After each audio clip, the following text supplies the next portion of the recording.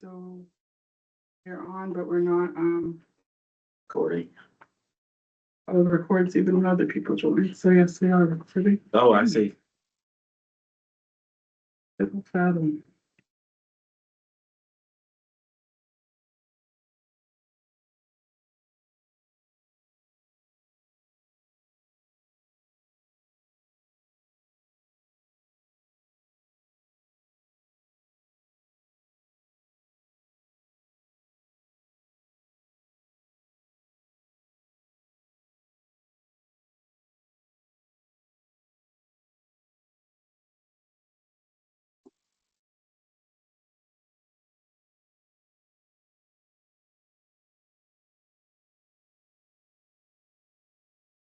Mm.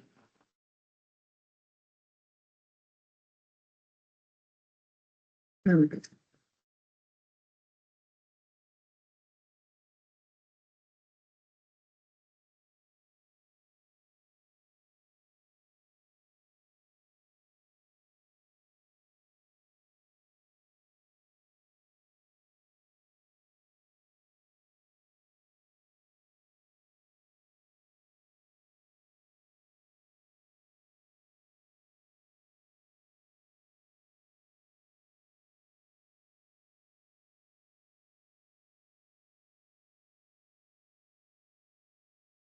How are you, thankful? Good. Yeah, you? I'm good. Thanks for the water. Of course. Great job. And look, thank you so much. It was more so piecing things together than making things from scratch. So that was pretty cool. And then I was finished, and it was 499 pages.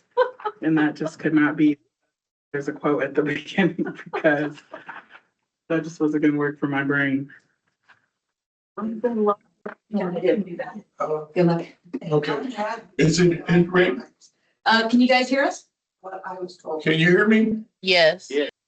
Okay, Good to go, Oscar. okay, Your mic is live, so no matter what you say, you can hear. okay, okay. Can you hear us? Yes, All right. See, we got three commissioners here in person. See, we have the vice chair makes 4, Commissioner Anaya makes 5, Commissioner Corolla is there for 6, and Commissioner Robinson for 7. So it is 11 o'clock on the 18th day of March in the year 2026, and the Martin Luther King Jr. Commission will please come to order. And we'll begin today with roll call. And Mr. Secretary Corolla, if you have the latest roll in front of you, if you don't mind calling the roll. Okay, so let's just start from the top. Thank you, Chair. The Public Regulation Commission Chair Gabriel Aguilera, or me, his designee, Matthew Corolla, present. Commissioner Joseph Dabney. Okay, no. Commissioner Hazel Mella. Present. Okay.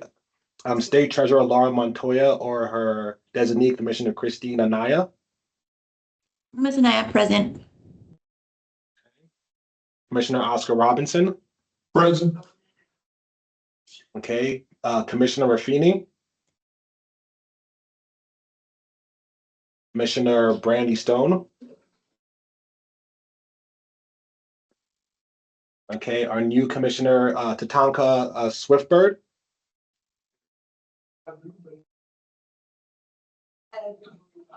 Secretary of State Maggie Toulouse Oliver, or her designee, Commissioner Sharapino. Vice Chair Constance Williams. Present. Okay, Commissioner Anthony Umi. Present. Okay, and Chair Little West. Present. Okay, so 1, 2, 3, 4, 5, 6, 7. 7 commissioners present. We have a quorum. Okay, thank you for that, Mr. Secretary. Appreciate it. With a quorum, we'll proceed with our business. Action item next is approval of the agenda. But before we do that, a couple items of note, I'd say. One is that the fundraising committee is not ready to report today. So that's item number 14 on the agenda. And I think we'd like to push that back to our next meeting. So the other thing I'd note is just that there is a typo in the agenda where there is no item 9 or 10.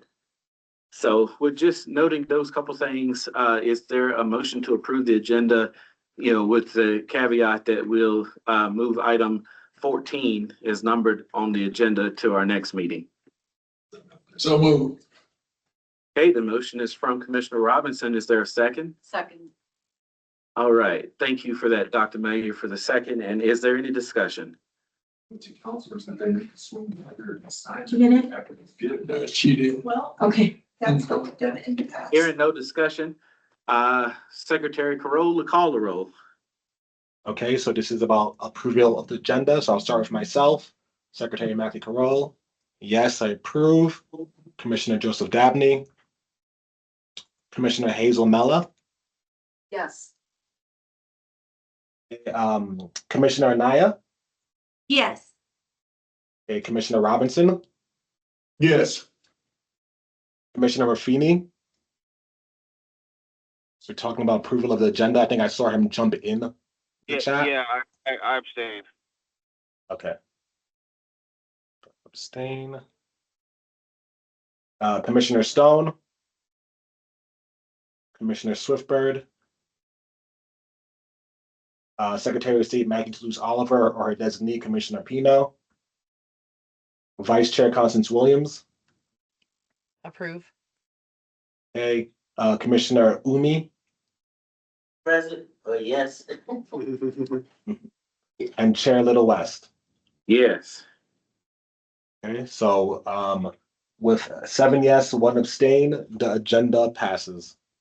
All right, so we've approved our agenda. Appreciate that. Now, for approval of the minutes from January 28, 2026, a copy of which was circulated to all commissioners before our meeting. Is there any motion? Motion to move. I motion to approve the minutes. Okay, I heard the motion first from Commissioner Rothini. There, Mr. Secretary, can I take you as the second then? Yeah, yes, Chair, you can. All right, it's been moved and seconded to approve the agenda. The minutes from January 28th, 2026. Is there any discussion on that? Hearing none, Secretary Corolla, call the roll. Okay, so starting with myself, Secretary Mackley Carroll, I approve the minutes, yes. Commissioner Joseph Dabney. Commissioner Mella, Yes. okay, Commissioner Anaya, Abstain. okay, abstain. Commissioner Robinson, Yes. Commissioner Raffini, Yes. yes, okay. Commissioner Stone, Commissioner Swiftbird, Secretary of State Maggie Toulouse Oliver, her designee, Commissioner Pino, Vice Chair Constance Williams, Yes. okay, Commissioner Anthony Umi, Yes. Chair West. Yes. Okay, so that's 7 yes and 1 abstain. The minutes are approved. Yeah, I'm gonna have to say I'm gonna have to step out for a meeting right now. I'll be back at 12. We still have Yeah. quorum. I understand, Mr. Secretary. Thank you for that. You're excused and appreciate you letting us know and helping us with these initial action items. Okay, thank you, Chair. I'll be back after this meeting. Okay. And to that point, we also have a couple other commissioners that have 11 o'clock commitments today. So as we approach the noon hour, we will get some more commissioners. And glad we have quorum to keep going with what we're doing today. So Commissioner, that takes us to Chairman? Commissioner Rothi. Yeah, I do have a 12 o'clock. Okay, and so hopefully it'll just all work out to where others come in as the others have to go, and we keep 7 across the board. So thank you for letting us know about that too.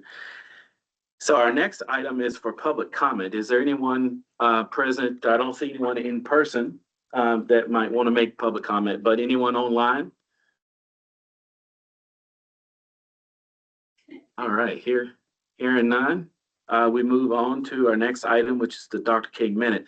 And for today's Dr. King Minute, I wanted to share in brief fashion what I shared at the recent Civil Rights Teach-In last week. And it was focused on immigration and immigration rights and issues and things like that. So at that event, I shared that Dr. King sent Cesar Chavez some telegrams recognizing and encouraging his important work on behalf of immigrant workers. And I think it's important for us to remember today exactly what Dr. King shared with Cesar Chavez in one of those telegrams back in the 60s. And when Dr. King wrote that the fight for equality must be fought on many fronts, in the urban slums, in the sweatshops of our factories and fields, our separate struggles are really one, a struggle for freedom, for dignity, and for humanity. Those were Dr. King's words in that telegram. And I will also just say that it's an interesting time right now to get somebody to care about somebody else. And some people only care about themselves, and some other people only care about people who are like them in some way.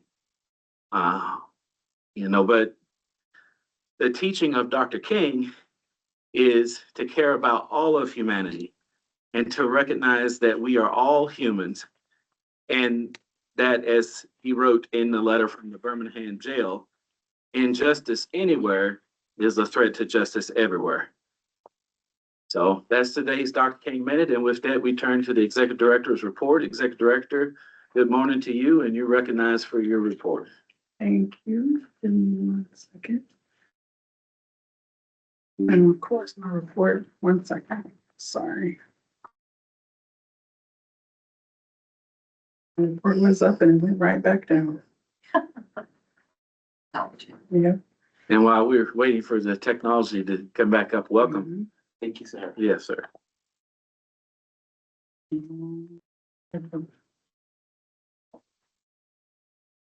Okay, let me get it back up for online. Those printouts there, we're gonna hand out some? Yes. You need one? Yes, please. Is there an extra one? I printed for who requested, but I can run and print, or actually, Reverend Porter, do you want to copy that for me really quick? Okay, hello, everyone, and welcome to the March meeting, and here is my report. I'm excited to share that we have fully contracted our fiscal support services contractor. Not only that, but he is here with us, so if I could yield a minute to allow our contractor to introduce himself and share a little bit about your background with the commissioners. Okay, sure. Thank you. My name is Ferdinand. I graduated from UNM in December 2025 with a master's in public administration with a concentration in public budgeting and finance. I'm originally from Ghana, and my bachelor's or my background is in accounting. And I came to the United States to scale up, get my master's degree, and also get into being a certified public accountant, like a CPA. And I'm very excited for this opportunity to be the fiscal support services contractor for the Martin Luther King Jr. State Commission. It's a pleasure to be working with you all, and thank you. Thank you Thank and you. welcome. All right. So we've had some initial meetings. Our first meeting was on the 10th. So I will deliver the financial report today, but from here on forward to the end of the fiscal year, your reports will be delivered by our contractor. Let's keep going. So just a brief overview of where we're at right now in the current fiscal year. You can see in the 200 category, we have a significant amount remaining, which I'll talk about when we get to the bar request. The 300 category, we have about $65,675.37 remaining. In the 400 category, $45,625.73 remaining, for an overall remaining total of $248,314.22. You'll see here what we have encumbered. We're still on track. Everything that the commission has procured has been encumbered with a purchase order unless it's been paid via OPR to another agency in the state. And it was just a quick overview of our encumbrances. Let's see, I'll keep going. This is like a general overview of what we've expended so far in each account code. And you'll see on the next slide, it's in more detail and what everything is. I spell out kind of next to the amount, what it specifically is, and you may wonder why certain things are together. What I learned is when I process a voucher, if I'm processing maybe 2 or 3 things at the same time, then it goes under the same journal ID when it's posted to accounts payable. So those are all of our expenditures as of the 16th.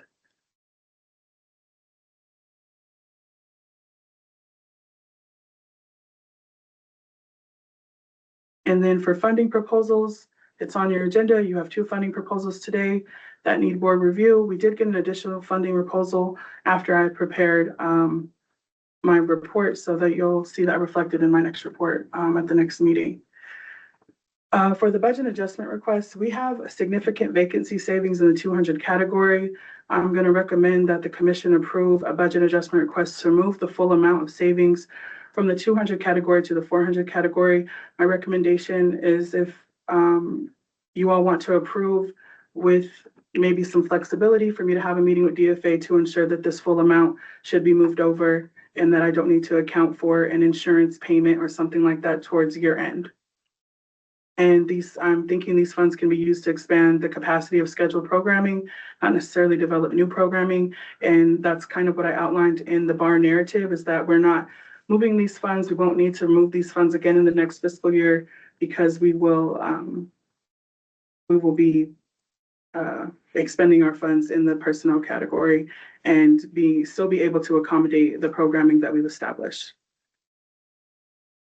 For auditor selection, so per the audit rule, you cannot go out for proposals until you get a notification from the state auditor. I got the notification on the 17th at 7:46 a.m. So that was yesterday. And then the day before that is when they published the approved list of firms, which you have in your packet. I am prepared to request quotes from approved firms. I just needed clarification on if the commission wanted to select who I go get quotes from in terms of audit selection. And then the first upcoming deadline will be to set up the contract by June 1st in OSA Connect. Moving forward, programmatic update and overview. So we did have the civil rights teach-in. That QR code there will scan you to the recording that's on our Facebook. And then that box below shows you the continued engagement as of when I screenshot that from our insights on Facebook. So the really great thing about doing something hybrid or doing something live is that it continues to live on and people can continue to engage.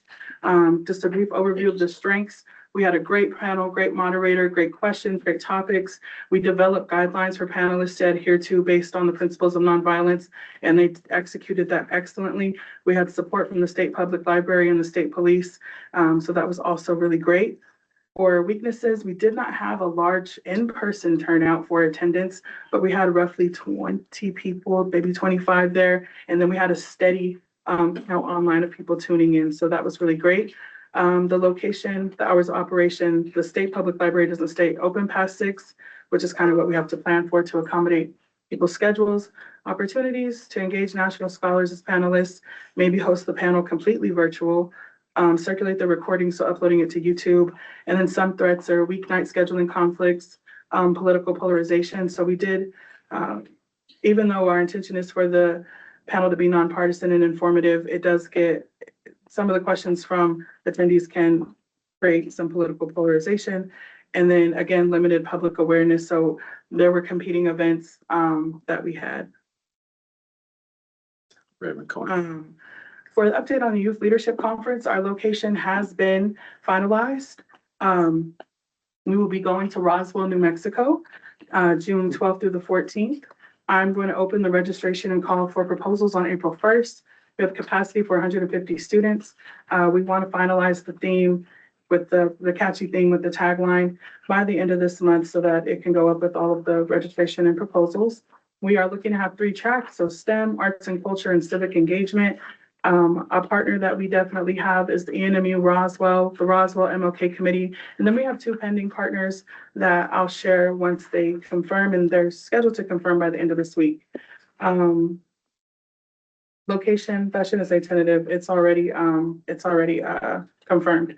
But I did have to adjust the timeline because we were waiting on the location to be finalized and know what kind of infrastructure we had for the conference. So now we'll be working to finalize the conference theme, the format, getting our planning committee together. So we're gonna engage some local people in Roswell, securing the venue, the vendors, drafting the save the date, all those things that need to kind of launch and let the public know that the conference is happening. Building the Beloved Community went very well in Clovis, New Mexico. You'll see some pictures there. It was a multi-activity program. And we were able to engage the community of Clovis and introduce them to the principles of nonviolence. You can see the strengths there, but some of the weaknesses, there was some miscommunication on facility availability. So like the restrooms, some things weren't communicated clearly. So we'll make sure that we're on top of that next time. And then I think that we have the opportunity to turn that into an annual signature program. And then a threat was the competing events. So there was a car show. And then we do have limited staff. We definitely made it happen between Reverend Cornick and I and our volunteers. But we need to make sure we have a strong team of volunteers to get that done. But we were able to execute it and it went very well. Programmatic update, It Starts With Me is still going. We're going to be gearing up for Civil Rights Teach-In 3, which will be on voting rights. Dream Keepers is open for registration. Our juvenile crime research project is ready for my review and feedback to our outreach and program support assistant. We are going to trek forward with the MLK trip that you all had wrote in that one pager, and the theme of it will be economic justice with an integration of artificial intelligence. I am going to be traveling to Carlsbad next month to meet with the MLK committee and attend their Passport to Adventure event. I have our outreach and program support assistants working on our reading challenge. We are going to be a site location for the summer reading program. And then I'm looking to do some virtual in-person introductions with Northern New Mexico counties. Brief information on Civil Rights Teach-In 3, looking to host in Western New Mexico in the month of May. We'll be engaging some community organizations to pick a date. And then if you have recommendations for panelists, please feel free to email me. Community engagement update. There is a Black Family Wellness Expo here in Albuquerque on the 21st. The 21st, there's also an OAAA Town Hall in Hobbs. The 28th, there's a March for More Family Resources Fair in Quake County at the Quake County Fairgrounds. The funding proposal that you didn't see here, but the event is here, is the Neighborhood Resilience Project Gala in Clovis, which is an organization led by a distant family member of Mr. Ralph Abernathy. So that might be an opportunity for us to engage. I already talked about Passport to Adventure. Freedom From Gala is happening on the 18th. There are a variety of different stoling ceremonies at the University of New Mexico. And then the Black and Gold Scholarship Banquet will be happening in Albuquerque as well. And we are a sponsor. Like I said before, MLK is going to be a site location for the summer reading program. We're going to be using the upper and lower classrooms from June 1st through that July 31st, 8 to 3, and we have capacity for 40 students. This is on your agenda. I have this here. I will say that there was in the version you have in your packet, there was a miscalculation on the variance. It's 29.4K. Not, I think I put 30.3 or something like that, so that it was a change. But you have that on your agenda to discuss, so I'll just briefly, actually, that's my last slide. So, and I think it's the next item. Why you? Okay, thank you, Director, for that very thorough report. We really appreciate that. So, are there any questions from the commissioners on the report? Chairman, I do have some questions and comments. Commissioner Naya is recognized. Thank you, Chairman, and apologies up front. I'm recovering from a cold, so I might not be as loud as you need me to be. But first, I want to thank you, Director, for your report. It's amazing to see all your program updates. And I also wanted to welcome, I apologize if I butcher your name, but Mr. Forku. Okay, apologies. I just want to welcome you to the MLK Commission, and I can't wait to see your financial reports moving forward. A couple questions that I do have regarding some of the expenditures there's a furniture purchase if I could get the details on the furniture purchase, and then there's a Frank's Chicken and Waffles purchase. Is that for an event? Yes, so, hold on, where's mine? I can tell you now the office furniture was to buy, the office furniture for our program manager. Before the desk was a single kind of standing desk and didn't have a lot of capacity for storage. So we purchased a new desk as well as a new chair. This is a very sedentary role sometimes, and having a chair that is going to provide the proper support and comfortability is important. And for the Frank's Famous Chicken and Waffles, that was refreshments provided at an event. That would be the first civil rights teach-in. I apologize, Director. My camera or my internet went out. I didn't catch any of that. Okay, the furniture was purchased for the program manager's office. Before, the desk was just like a standalone standard desk that just had like 2 drawers on the right, 2 drawers on the left.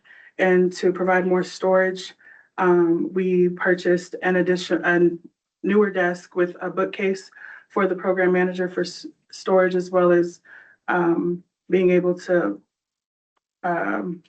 store programming materials in their office and any other relevant materials that they might need. And then for the Frank's Famous Chicken and Waffles, that was for the civil rights teach-in, the first one. Great, thank you so much. And regarding the furniture, if I'm correct, the furniture you had previously was owned by the Expo New Mexico. Is that correct? Or did you have to go through the process of getting rid of the old furniture that was in your office? So what we did was we moved the one standing alone desk, we kept it and moved it into the third office that's currently not in use. The only desk that we've gotten rid of so far was a very large kind of brown executive desk that I believe did belong to Expo. They came and dismantled it and picked it up. Okay, thank you. And Chairman, I just have a couple more questions. For the audit selection, does this need to go out for RFP, or did we bring on an auditor just for one fiscal year last time? Our auditor, so the cost of our audit falls under $20,000. So it is considered a small purchase, meaning we only need 3 quotes. I believe the quote that we got last year from the Jaramillo Accounting Group did have 3 different, was for, I believe, 4 years. Actually, we didn't sign a contract for 4 years, but the rate that they offered us had 4 years on it. I believe the commission still has to approve, even if we have a quote that has 4 different years on it. Is my Okay. understanding. Thank you. And Chairman, that's actually all the questions I have. Thank you. Thank you. Very good questions. Appreciate them. And anyone else have any questions?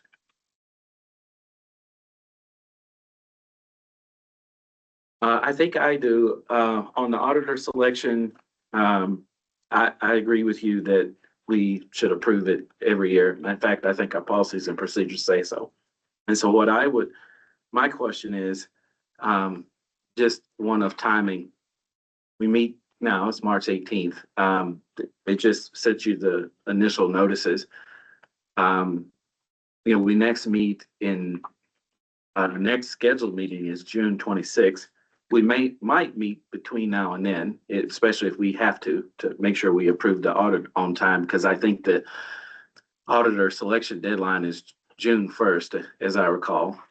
The deadline to submit the contract. So before, like, there are a few steps before that. So I need a separate deadline from June 1st to give to the approved auditors on the list to say, I need your quote by this date so that you all can review it and make the selection.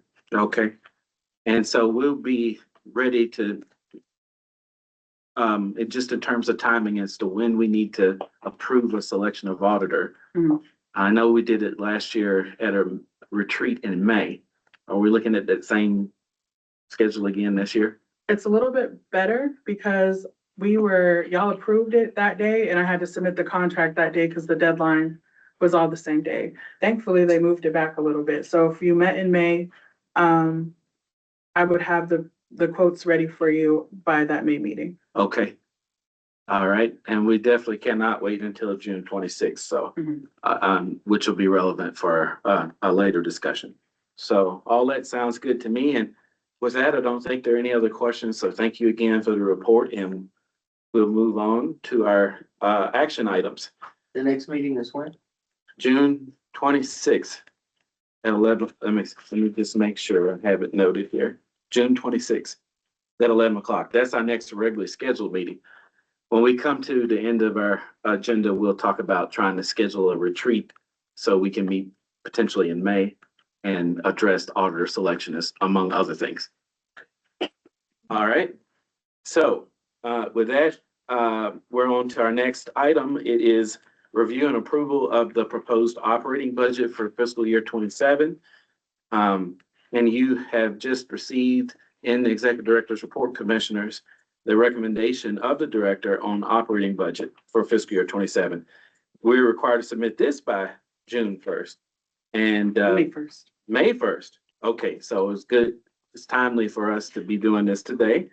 And this is a last scheduled meeting before that deadline. So with that, we know that the legislature approved a 2.9% increase for the next fiscal year. We're thankful for that increase. And it is what LFC recommended. And so with that said, is there any motion on approval of the operating budget for fiscal year 27?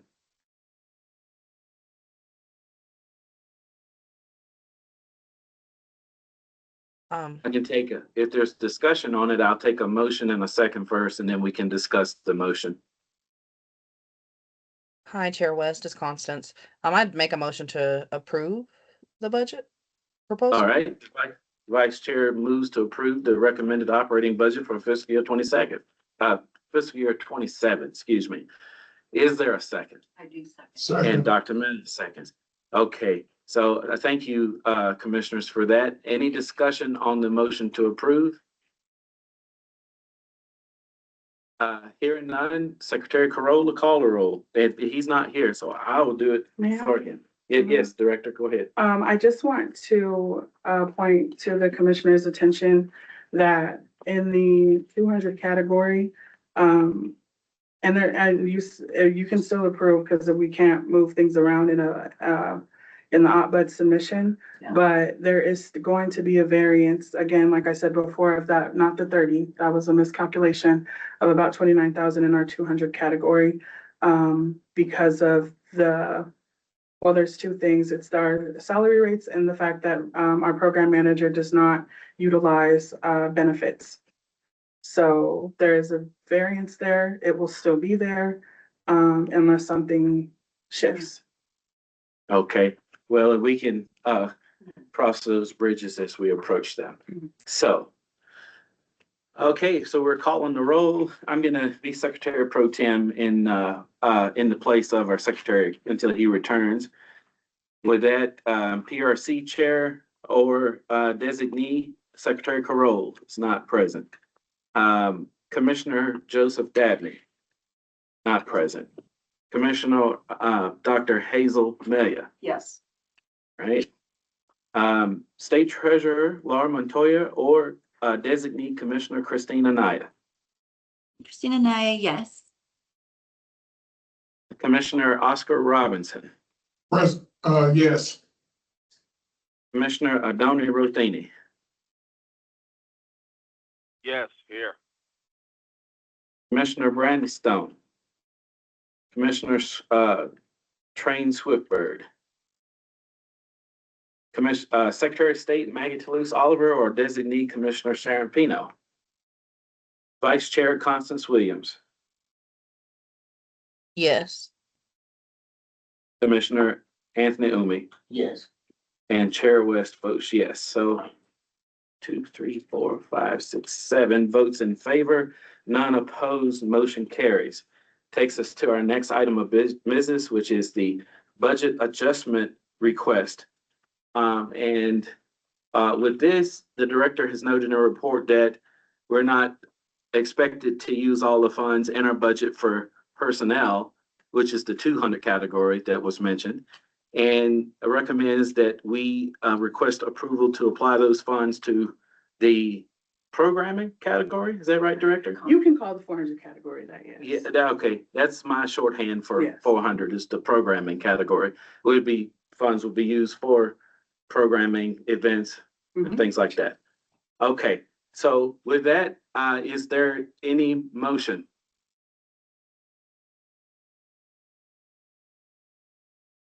Hi, Chair West, it's Constance. I make a motion that we move forward with the recommendation to switch the money to from the 200 category to the 400, is that what? Yes. Okay, Yes, I right. make that motion. That's right, Vice Chair. Okay, motion is from the Vice Chair. Is there a second? I'll second. Second is from Commissioner Umi. Any discussion on the motion? I have a question, discussion on moving money out of the 200 category. What if, this is just a hypothetical, what if you need to have a temporary clerical support? If you need to have any temporary support for upcoming conferences, would you take it back to the 200 category, or will you be able to do that out of the 400 category? Director. Thank you for the question, Commissioner Robinson. So if we did need to have clerical support or support for the conference, it would come through contractual services, which is the 300 category, Okay, so which we I'm don't have, confident. so we can temporarily, I'm an old personnel type, and I hate to see money move out of personnel to just go into any other person, any other budget item, especially if seasonal workers come about, people quit, you might have to replace somebody. So I'm just worried that if you take money out of the 200 category, how you gonna get it back in to replace those people? Or hire? Right. I think that what this calculation that I made accommodates the payment of the salary for the program manager to the end of the fiscal year. And the only personnel or employees that pull from the 200 category are the executive director and the program manager. So in the event that we were to have staff turnover, the money would still be there to pay whomever assumed the position. Okay, I always get nervous when we move money out of personnel line to another item, especially, we don't know, and I'm not a soothsayer, but I just know that to me, it's always best to keep that line strong. And if you feel that's okay, then that's all right. And I guess, Commissioner, if I may jump in here with just an observation. What I'm hearing from the director is to the extent that we need more support, it would not be in the form of additional, FTE or employees of the commission, but would be in the form of contract support, That's correct. which is totally different category. So Executive Director. I was raising my hand for Commissioner Anaya. Oh, and Commissioner Naya has a point, but the Executive Director confirms the observation that I just made, Commissioner Robinson, if that is helpful to you. And Commissioner Naya, oh, sorry, Commissioner Robinson, go right ahead. It is helpful. I just want to be I just feel like we just need to have that discussion so we'll know where we are if that comes up again. I think it was a good point and well made, and thank you for raising it. Okay. Commissioner Anaya? Thank you, Chairman. Just two things. First, for Commissioner Robinson, the category transfers can happen all the way through. There's a certain time in May. So in the event that Executive Director needed to move funding back into 200, she could still get approval to category transfer back if there was a need for that. So by taking it out and moving it doesn't mean we can't move it back at some point if need be. I don't know if that helps you at all in this conversation. But Chairman, the question I had is, are we scheduled to utilize all funding and not have a reversion to the general fund, Director? Yes, so between the Youth Leadership Conference, both summer reading programs, whether that be the Reading Challenge or hosting the program here at the African American Performing Arts Center, upcoming program that we'll have in Alamogordo, our outreach to the northern counties. And then again, some very necessary technological upgrades of the office. We will be set to my goal is to not revert a significant amount, and by not significant, I'm talking cents, hopefully, if not zero. That is awesome. Thank you. Thank you, Chairman. All right, thank you, Commissioner. All right, any other discussion on this motion to approve the budget adjustment request? Hearing none, we'll call a roll on that motion. Motion is to approve the budget adjustment request as recommended by the director, and we'll start with PRC Chair Gabriel Aguilera or Designee Secretary McLeod Carroll. Commissioner Joseph Dabney. Commissioner Dr. Hazel Melia. Yes. State Treasurer Laura Montoya or Designee Commissioner Christine Anaya. Yes. Commissioner Oscar Robinson. Yes. Commissioner Adoni Rotini. Yes. Commissioner Brandy Stone. Commissioner Train Swiftbird. Secretary of State Maggie Toulouse Oliver or Designee Commissioner Sharon Pino. Vice Chair Constance Williams. Yes. Commissioner Anthony Omi. Yes. Chair West votes yes. 1, 2, 3, 4, 5, 6, 7 votes in favor, none opposed. Motion carries. Thank you, commissioners, for that. That takes us to the next item on our agenda, which is funding requests. And with that, just a moment.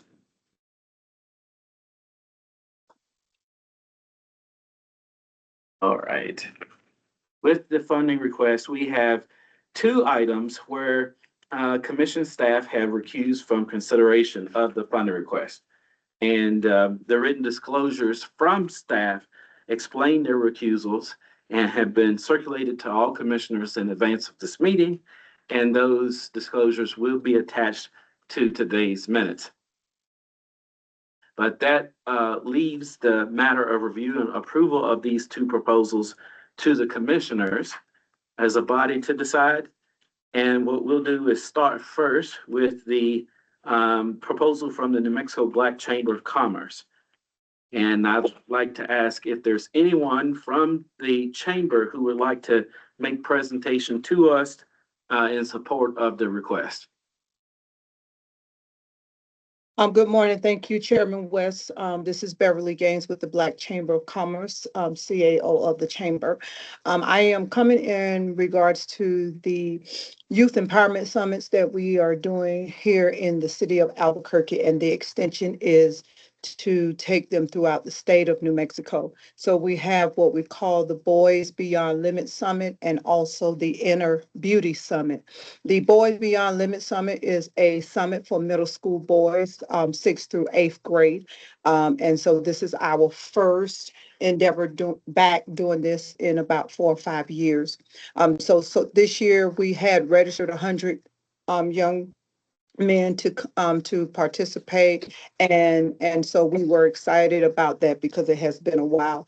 About 85 of them showed up for the actual event, and that was due to staffing of the schools, because of course if they do not have counselors or teachers to bring them, they are unable to attend.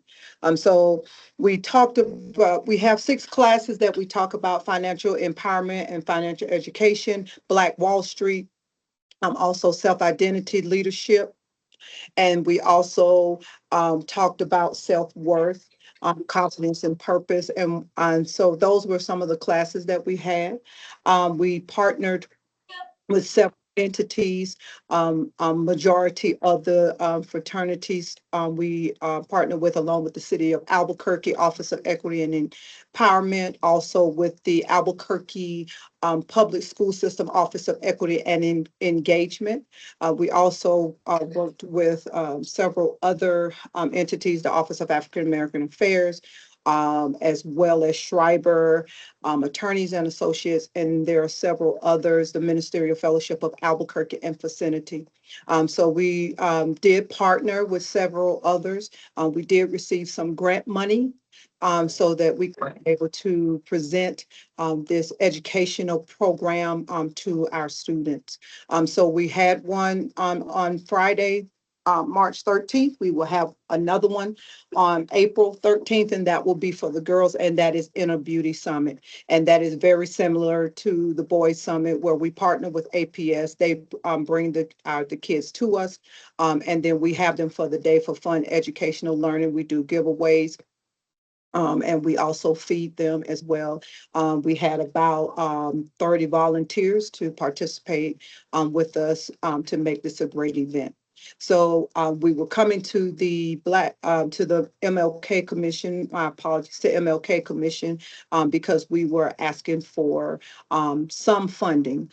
We had gotten some funding from at least 2 of our grants that we had written and got money from them. And so we was only asking for a little additional so that we could continue the program, not only for that day, but we're also doing some things within the schools to help them continue educationally around their social, emotional, and financial literacy and financial empowerment. All right. Thank you for that. And commissioners, I also note that the written request is included in your meeting packet materials as well. So you've heard the presentation, you have the written request. Commissioners have any questions or comments? I would like to comment. Okay, Commissioner Rothini is recognized.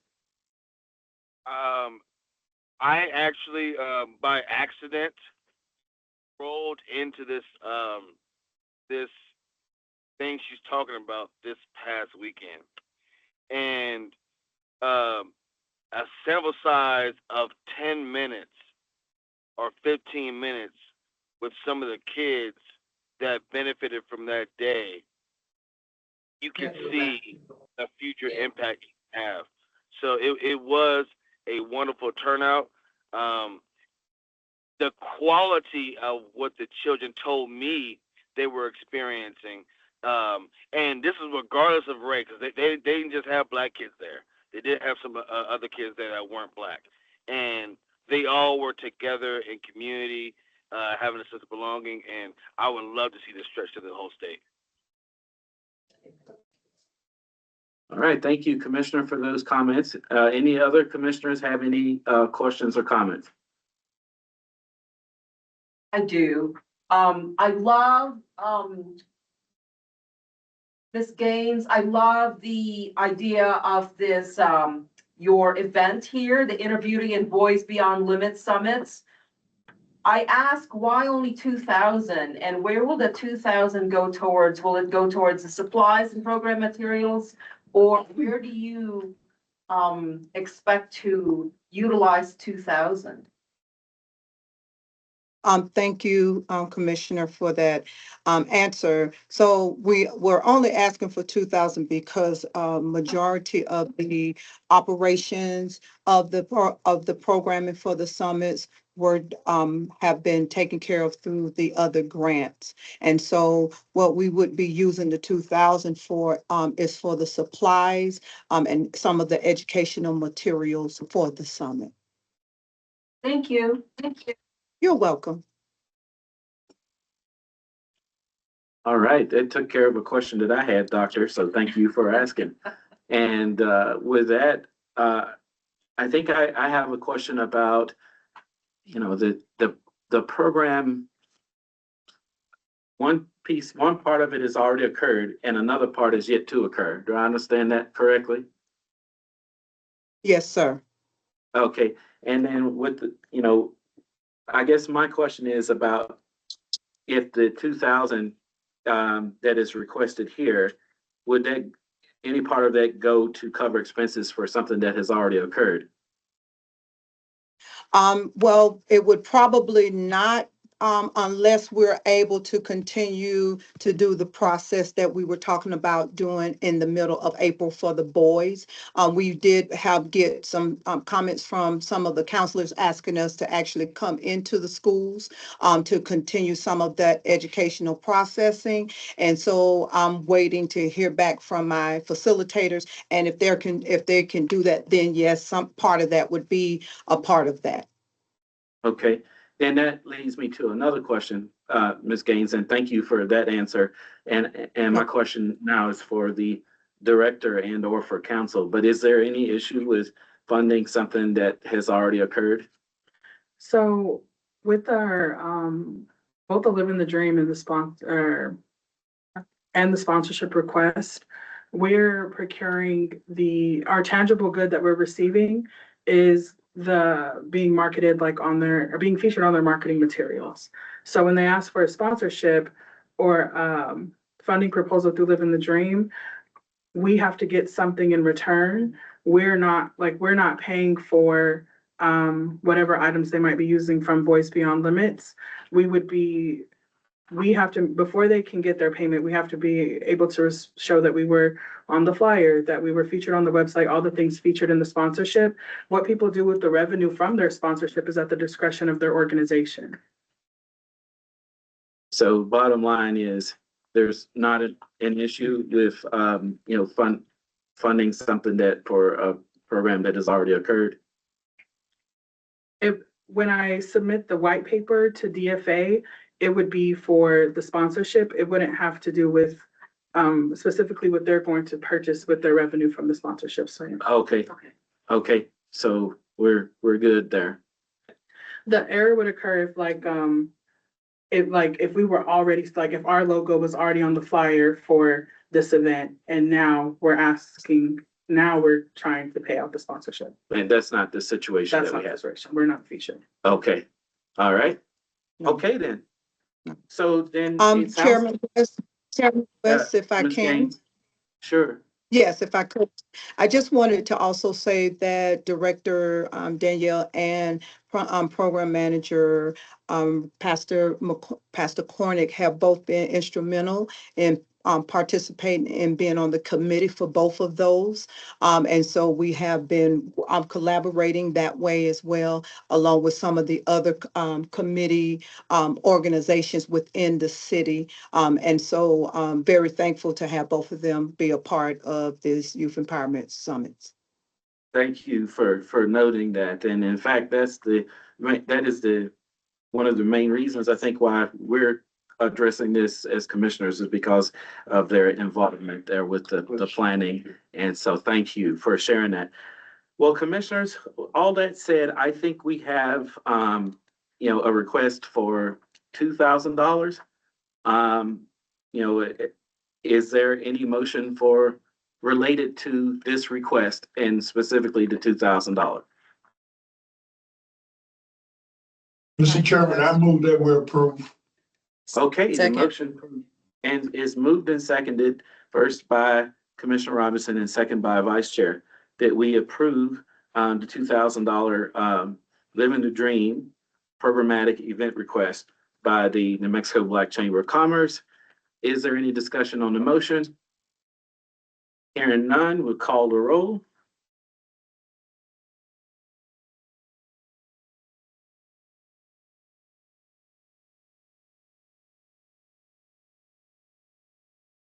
PRC Chair Gabriel Aguilera or designee McLee Carroll.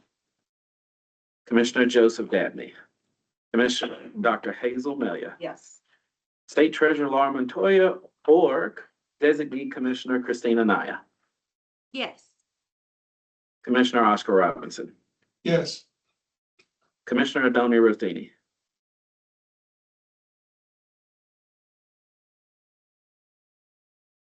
Commissioner Rothini. Chairman, Commissioner, he had to step out. that's right. And I remember saying he had something come Yeah, up at 12 noon. o'clock. That's right, and it's approaching noon now. You still have one. Okay, thank you. Commissioner Train Swiftbird, Secretary of State Maggie Toulouse Oliver, or designee Commissioner Sharon Pino, Vice Chair Constance Williams, Yes. Commissioner Anthony Omi. Yes. Chair votes yes, so that's 1, 2, 3, 4, 5, 6. We are, Oh, Commissioner Stone? Commissioner Stone? Mhm. Commissioner Stone? Hello. Commissioner It's- Stone? Thank you. I just want to clarify because I came in at the end of the discussion. I'm not sure if it's appropriate to vote, but if it is, I will place a vote. Well, I think it's in your discretion, Commissioner. If you've heard enough that you feel comfortable voting, you can vote. If you missed the presentation, you still had the written request. So I think it's up to you. If you want to vote, by all means, you can. Okay, I will vote yes. All right. Thank you, Commissioner. And it made 7. 7 in favor and none opposed, and the motion carries. So thank you, Ms. Gaines, for the presentation and to the Black Chamber for the request. And Thank you. Thank you. And that takes us to our next item, which is another funding request. It's the Living the Dream programmatic event request by Zeta Phi Beta Incorporated regarding Meet the Candidates Forum 2. And so I'd like to ask if there's anybody, once again, staff has recused from this. This is why we're considered it as commission. And that disclosure will be attached to the minutes and was previously circulated to all commissioners. So I'd like to ask if there's anyone from Zeta Phi Beta Incorporated who would like to make presentation supporting the request, noting that we do have the written request in our meeting materials as well. Now, I think I saw President Harrison Bailey online earlier, and I'm not sure if the president of the organization is still online. Chair If West? not, Vice Chair. Yeah, I believe she put in a message that she had to step away and that she would be back. If you look in the chat. And that was a while ago, but Well, let's do this. She said she would rejoin in 30 minutes at 11:30. Okay, so she should be back on any minute now. But what we'll do is let's see. We got about 5 minutes until she's back. So let's just by unanimous consent move up our informational item only agenda item. Move that up now and we can address those things. And then when Ms. Harrison Bailey joins, we'll return to where we are in the agenda. So for informational items only, I wanted to share a report for everyone from the legislative session. So there were 2 main things that we were tracking, as a commission. One is that at our last meeting, the commission unanimously passed a resolution encouraging legislative support and funding for the Black Education Act and the Hispanic Education Act and the Bilingual Multicultural Education Act. And what the outcome of that, and I have to thank several commissioners for joining me going over there to let the legislators know what the commission had recommended as a specific way of honoring Dr. King. And we did that, and the outcome of that is that the legislature included $500,000 in funding for the Black Education Act, which is what the governor recommended. And so that was very good. We're very pleased with that, especially given that the Legislative Finance Committee's recommendation was 0. Now that leaves the Hispanic Education Act and the Bilingual Multicultural Education Act. They were also recommended by Legislative Finance Committee to receive 0, just as a reminder for everyone. The governor had recommended 1.1 million for bilingual multicultural education act, and 1.5 for the Hispanic Education Act. And the legislature did not follow those recommendations. Instead, funded them at the same level as the Black Education Act at 500,000 for each of them. So the legislature between those three acts appropriated, and the way that I read the governor's signature on the House Bill 2, they each have been funded at 500,000. That's the outcome of that. So I wanted to share that so everybody's caught up to speed. And then want to also share with you about the commission's budget. We have already covered it, right? This is the other important thing that we were tracking. We received the 2.9% increase over our current budget that was recommended by LFC. So that's the legislative report. I also want to share with you that we have an updated commissioner handbook, which is just in time because we are receiving new commissioners who need to be onboarded and brought up to speed. And I had to thank the executive director for her help putting together this. What did you say, Director? 499 pages? 500 pages because I have OCD or something. Oh, you added extra page to make it even 500. All right, thank you for that. So we have 500 pages here, but there's lots of good information in here. All of our governing documents are here. We have our statutes, we have our minutes, so people can be brought up to speed on what we have done over the past year, for example. We have our audit reports. So we have also the Attorney General's guides on the what can we say, accountability statutes, transparency statutes, compliance statutes, the Governmental Conduct Act, Inspection of Public Records Act, Open Meetings Act. So in addition to the annual training that we're required to do, we also put those guides from the Attorney General in this handbook. And so the hard copy version that you'll get will have tabs that make it easier to find different things that you're looking for. So very proud of that updated version and also very thankful for the director's help getting it in good shape for all of you.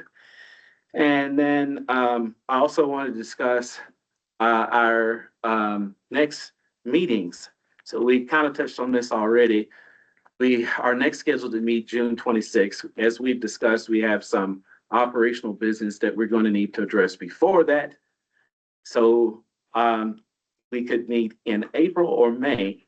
Last year, we styled it as a retreat. I think it'll be a good opportunity to do some new commissioner orientation, to take care of some of these annual trainings that we're required to do by our bylaws and such.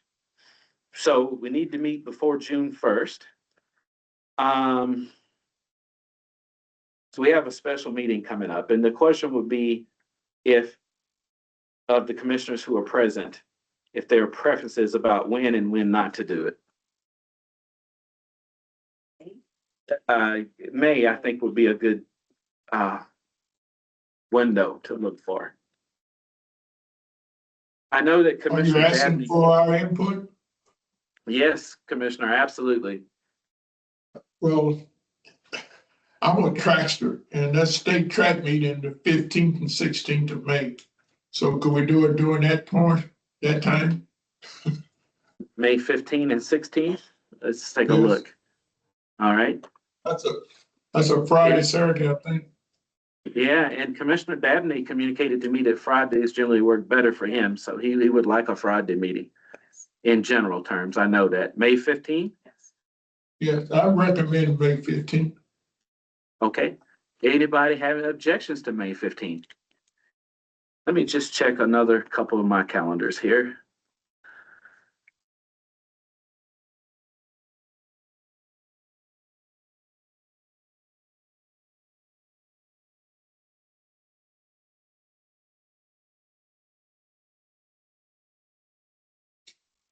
Chairman, I don't see any conflict currently for the treasurer or myself on the 15th, but if we do decide and something comes up, I'll let you know.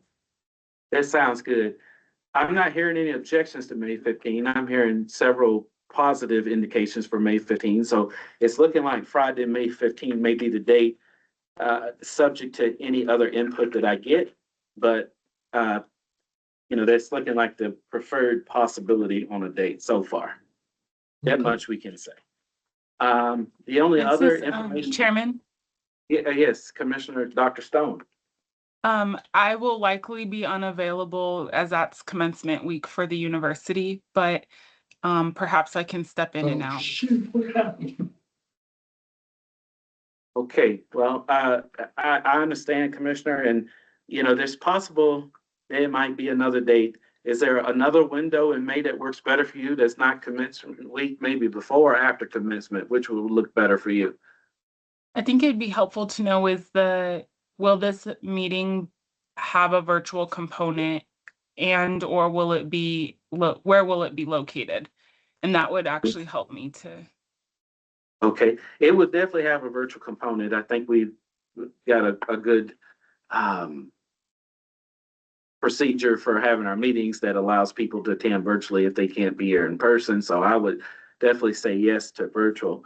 The question of where, it is nice if we have a retreat, in a different place, get a different setting. It's nice. What we did last year was nice as well. So we'll try to pin down a location. We'll try to pin down a date.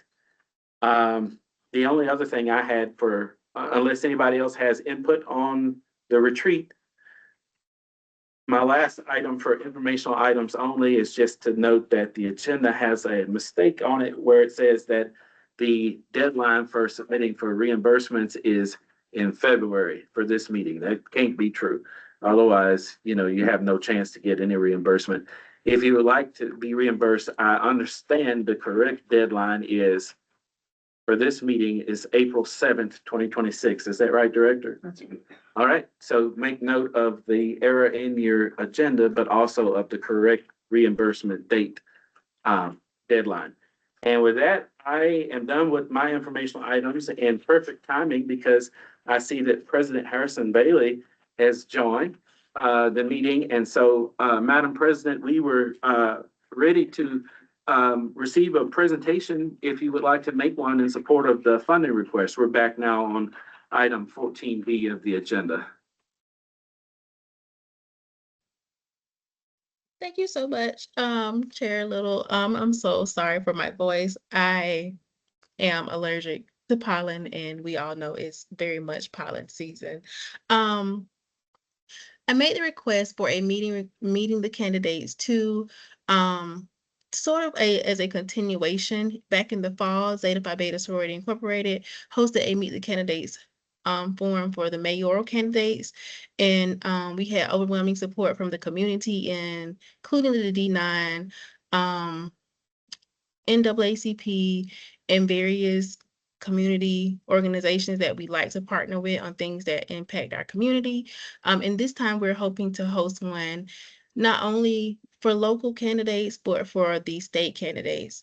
Outlined, you'll see that we would like to continue to include voter awareness and education, community engagement, to show things that are directly impacting our communities, and empower our voters, and especially among underrepresented populations.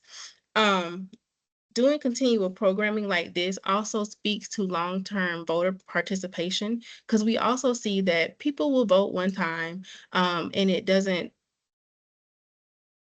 it's kind of like, if anyone remembers when we elected President Barack Obama in 2008, we got President Barack Obama in the president's seat, but because we did not have long-term voter participation, many states across the country did not have the people from the Senate and the House to make that presidential candidate make him as formed as he should be moving forward. So we are looking to do, as I said, a meet the candidates too, for our state positions here in the state of New Mexico. Thank you, President, for that. I appreciate it. I want to ask a few questions that are top of mind for me. Can you tell me, who, as far as candidates, would you expect, which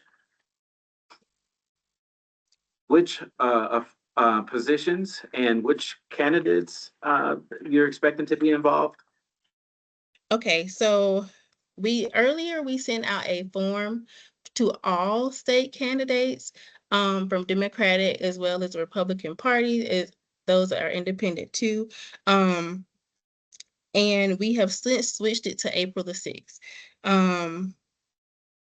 Who we would like to attend are, let me pull up the list.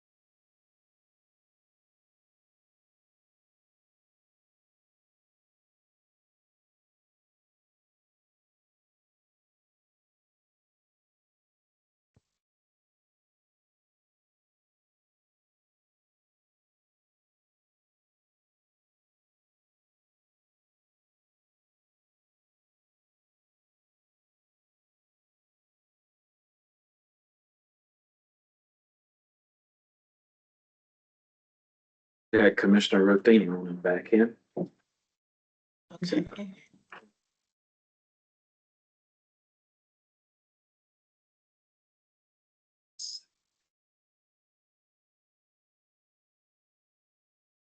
Hold on. Or, Just want to make sure. let me see.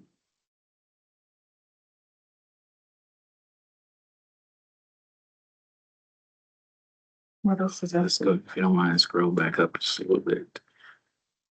Right there. Okay, we're on item 13B of the agenda. I misspoke earlier and said 14B. My apologies.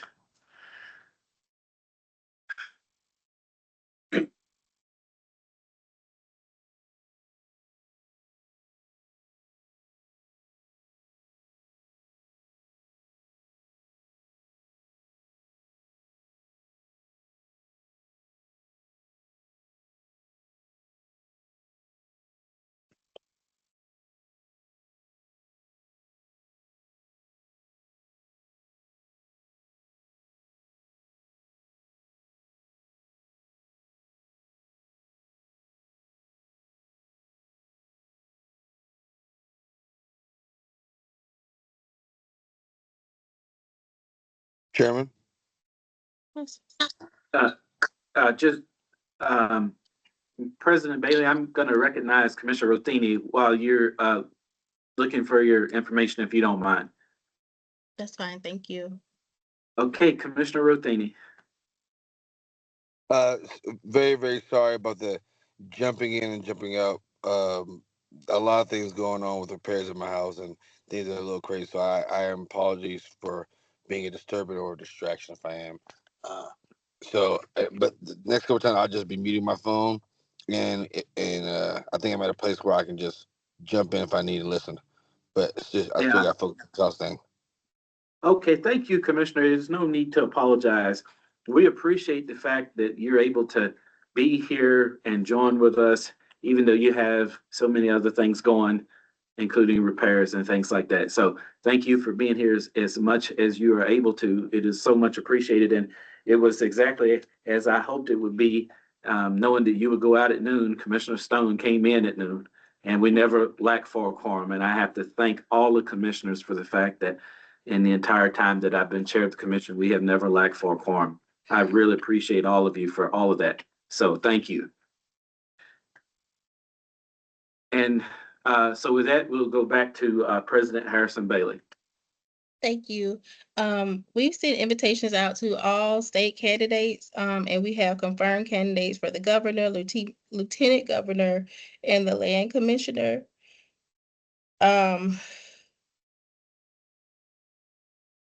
The names include Matt Dotson, Sam Brakeman, Gregory Hull. We did have confirmation from Sonia Smith, but as you may know, she's not on the ballot anymore.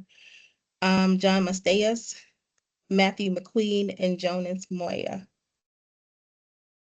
All right, and it sounds like you are still soliciting other candidates to join in as well.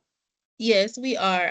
That our original date was sometime in March, and we did not realize that it was a day for the Democratic parties to get together. So a lot of people told us no because they knew they would be out of town for that. And now that they are getting back and the ballot is more secure, we are receiving additional confirmations. Okay, all right. So my next question is, where would this event be held? We would like to hold it at APAC. And this time we have a little bit more information to make that event space more smoothly in comparison to the mayors meet the candidates. So we would like to hold it at APAC. All right. And then my next question is, what do you need or what are you requesting from the commission? What does that look like? We are requesting funding for the building location, marketing promotion. If we have a classroom, because I know at the mayor's campaign, the mayor's candidates had a little space that they could go to. And I don't know if that is additional funding, but I wanted to include it in the budget request. Security and event staff. All the other things would be nice to have, but aren't a major necessity to pull the event off. Okay, thank you. And so the amount of the request is, $1,550 to completely cover the venue, the parking, and the classroom. all right. And then in question 15 that I'm looking at on the screen up here has a different number. That's the total yeah. cost of it. The total cost, like that's the bells and the whistles. Like if we honorarium for a moderator, a materials table, can you scroll up some? Sorry. The 1,550 doesn't include all the bells and the whistles, like audio visual equipment. Like if we had to rent that, I don't know if it would come with the rental, or if it's included. That's the difference in the prices. And do you have funding for the difference between the 1,550 and the 2,000 and some odd dollars? That's the total cost of the event. Do you already have that lined up or no? We have funding for some of it, and the other remaining would be like community donations. I see. So you're not sure you have the total cost of the event covered yet? No, not yet. So the request then is for the 1,550. How much do you have covered already with the difference between the 1,550 and my vision is just not that good. Sorry, 2,000 and something. 2,850. The 1,300. How much of the difference, the 1,300 difference, do you have covered now? We have $500 earmarked for the event, in addition to the 1,550 that we are requesting from the MLK. Okay. So might be helpful if instead of 1,550, we just made it 2,350. Would that be helpful, Madam That would President? be helpful. Yes, that would be Okay. helpful. Okay. All right. Well, commissioners, those were all the questions that I had. Do any other commissioners have questions? I do. Dr. Melia?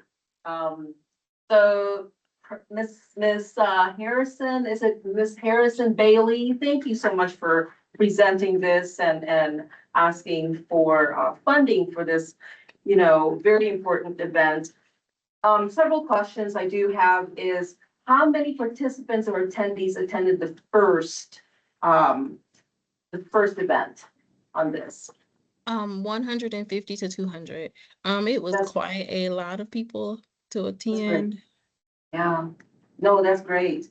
And have you, for this second event, have you done, or even for the first event, did you do a pre-assessment survey on what barriers some of these underrepresented and underserved communities have experienced or encountered? Because you mentioned about those barriers.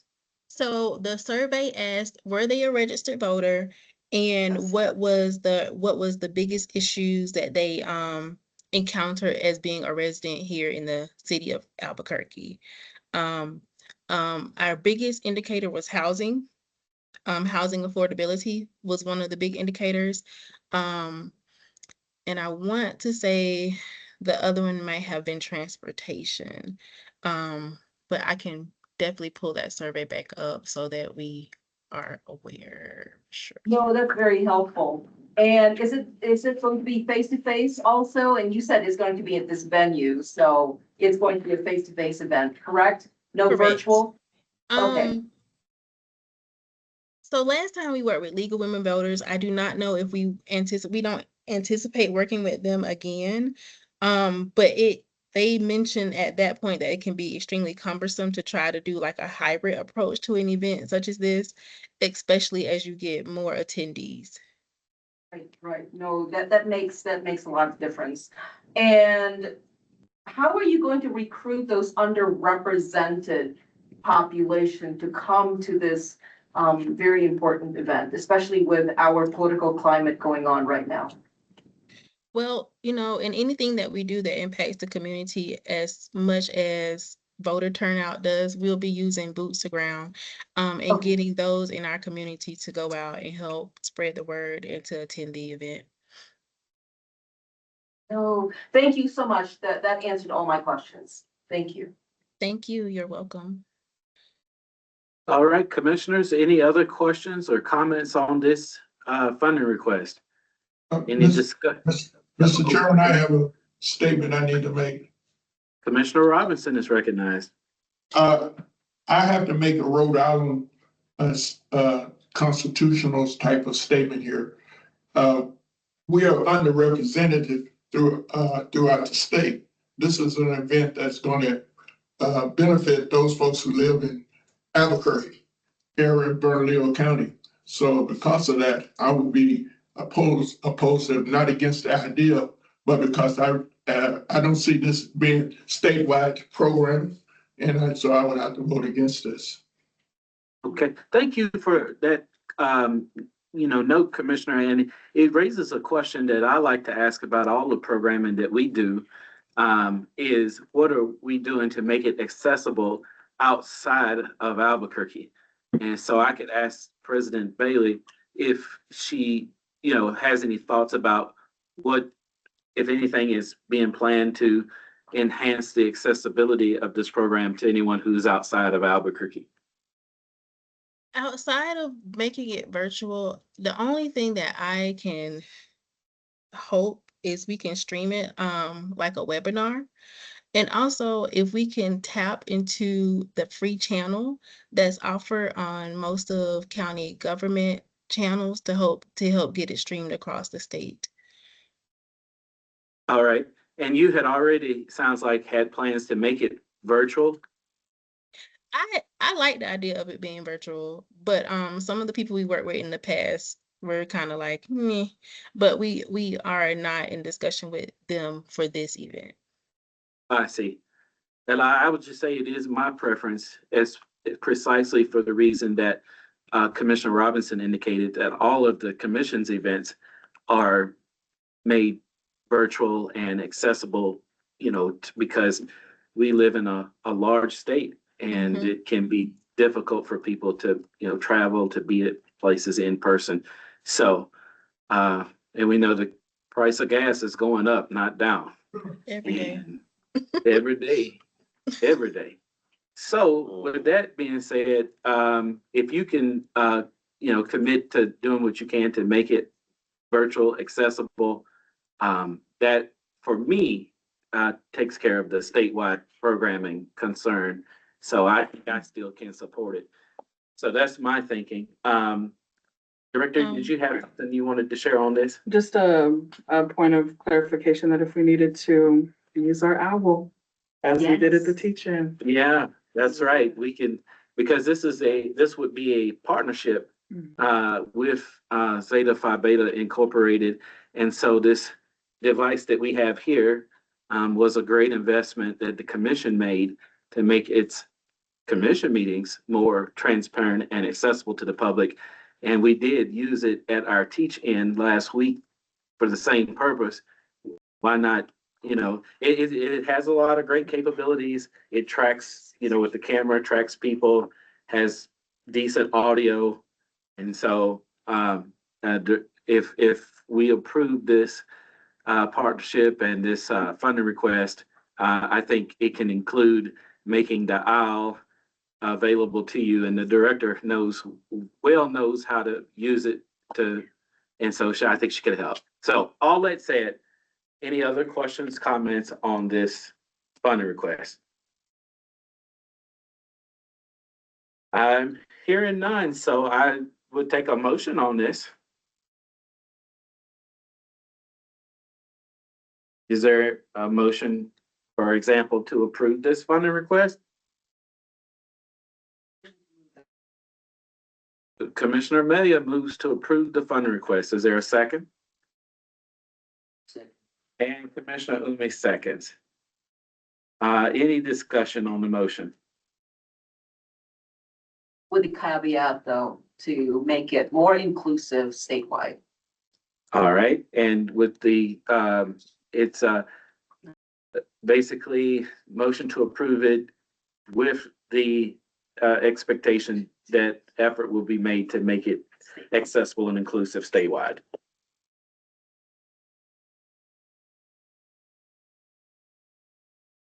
My question is, for you, Doctor, how much are we approving? Are we approving the 1550 or the 1850?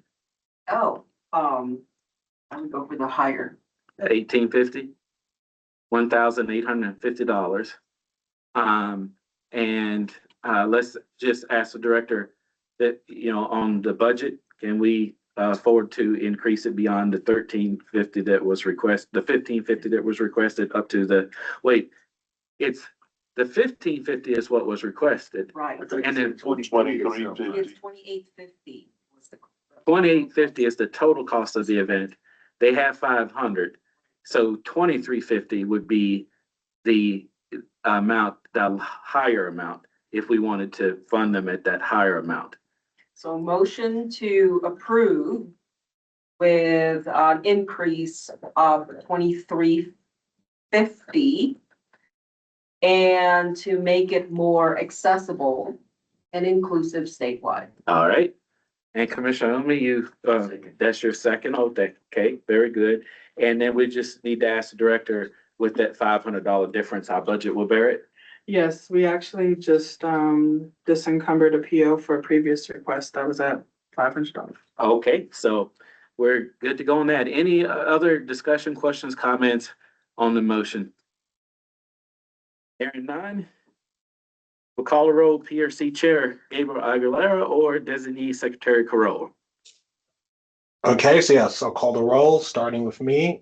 So this is the motion to approve the funding request of 1550 with an increase of 2350 and make it more accessible and inclusive statewide. Yes. Okay, Commissioner Joseph Dabney. Commissioner Hazel Mella. Yes. Okay, Commissioner Christine Anaya. Abstain. Okay. Abstain. Commissioner Oscar Robinson. Yes. Yes. Commissioner Raffini. Could you repeat the motion? I'm sorry. So this is to approve the funding request of 1550 with an increase to 2350 and to make it more accessible and inclusive statewide. And this is a funding request by Zeta Phi Beta. So Commissioner, the total amount that Yeah. we're voting to approve No, is, I got it. Yeah, I'm with it. Yeah. Okay. Commissioner Brandy Stone,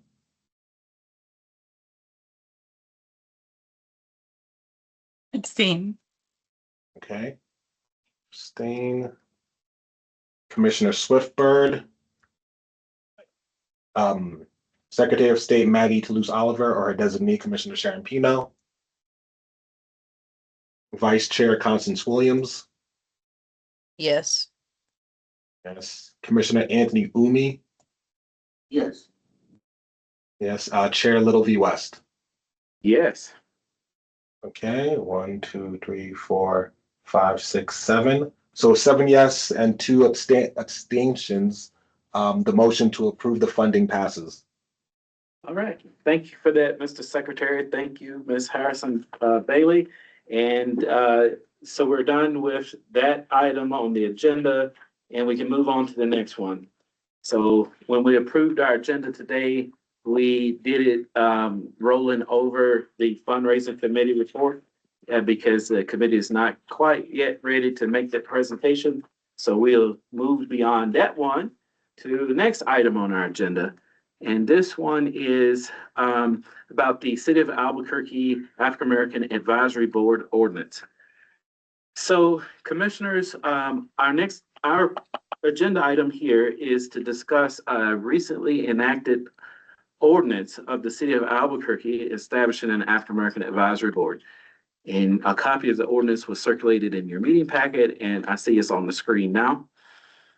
So Commissioners, so you're aware, if you were not already, the King Commission was included as one of the 15 permanent seats on this advisory board. And we, as a commission, weren't consulted before we were added to the list of permanent seats to the advisory board. And commissioners, I copied all of you on a letter that I sent to the city council before it was enacted, indicating that the mission and authority of the Office of African American Affairs is to serve as the statutory advocate for African Americans in our state. And I also shared that the statutory mission of the King Commission is focused on the commemoration and celebration of Dr. King. And I circulated that letter to all of you as well. And one of the questions that I wanted to discuss today is, since we are now included as one of the permanent seats on this advisory board, the extent to which we think it is appropriate that we participate on this local advisory board.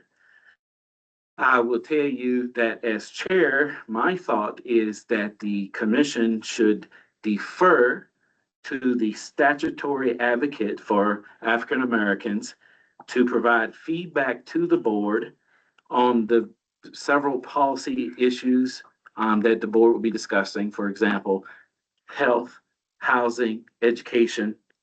By deferring to the Office of African American Affairs on those policy issues, we would maintain and respect, honor our separate mission and existence as a state agency from the Office of African American Affairs. So all that said, you have the ordinance, you have my letter, you got my thoughts. I want to ask if other commissioners have thoughts on this matter.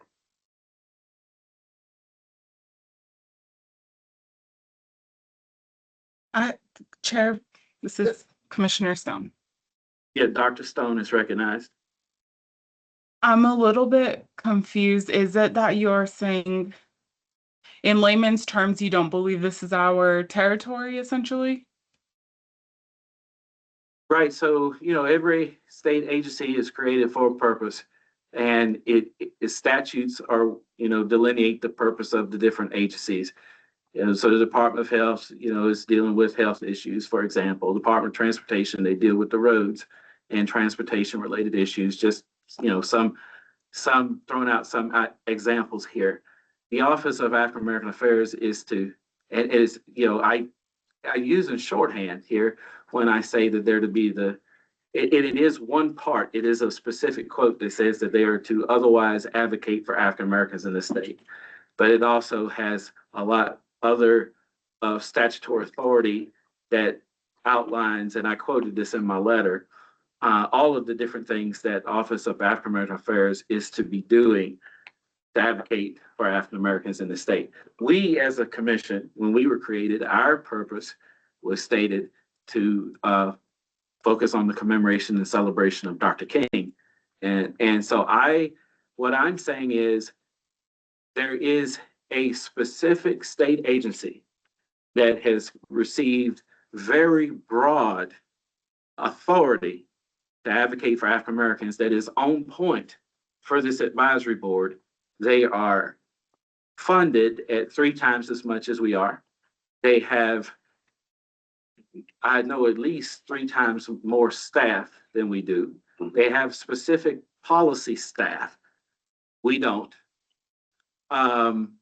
So just in view, Doctor, of the statutory authority, the legislative funding of the agencies, the various capacities, we have 13 volunteer commissioners, and we only meet quarterly. This board is to meet monthly. I think just in view of the statutory landscape and creation of the different agencies and the purposes that they were created for, this specific board and the work that it is doing fits squarely within what is expected of the Office of African American Affairs and not the King Commission. Thank you for your clarification. I will just share that I think that it is important for the MLK Commission to have a seat there, and I don't think that a commissioner needs to sit on that. I think that the executive director should, to have a pulse of what is happening relative to the Black community, given that it is an intersection and a primary community that we do serve as the commission. I will share that this organization, although formally, or this council, although now formally has been situated, historically has occurred in different iterations, and the last one Dr. Bailey had overseen, and it had a similar name, and it had a very similar representation, minus some of those newer organizations. But I'm very much a supporter of the MLK Commission via our executive director or our other pro staff sitting on the meetings once a month. So if I'm hearing you correctly, Doctor, it's it's not, what you're envisioning is sitting in and listening and then reporting back to the commission, as well. I could, but to be clear, it's not taking policy positions on local government issues and advising the Albuquerque City Council on what they should or should not be doing. Is that what you're saying it would be appropriate to your mind? Yes, that is correct, because I imagine, based off of my experience on previous iterations of this, that there will be some issues that might come up that the MLK Commission can think about creatively in terms of their programming via their youth conference, via some of the mentorship opportunities that we're trying to create. I think that we will actually have a pulse in here. What are some things that are happening from some of these other agencies that can help inform some of the work that we might want to produce statewide? Okay, so I think that, and I did have a conversation with the director about this too, and kind of, and director, feel free to correct me if I, misunderstood our conversation at all. But I think what she and I had discussed was, it may make sense for, the King Commission to attend some of these meetings for the purpose of sharing what the King Commission is doing, so people know about it. And that fits within our mission of, commemoration and celebration of Dr. King. And I think as part of that, it would also include it, as you were saying, receiving information. But I think as it pertains to specific policy issues that this advisory board may consider, that is not within our statutory mission to be advising local governments on that. So if it sounds like you and I might even be on the same page about what the extent of our involvement on this board ought to be. And I would say that it could, I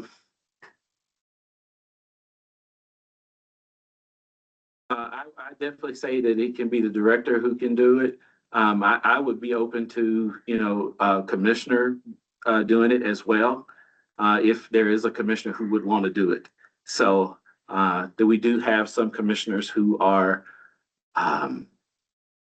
from Albuquerque and might be interested, including yourself, Doctor. So I think your points are well made and appreciated as always, of course.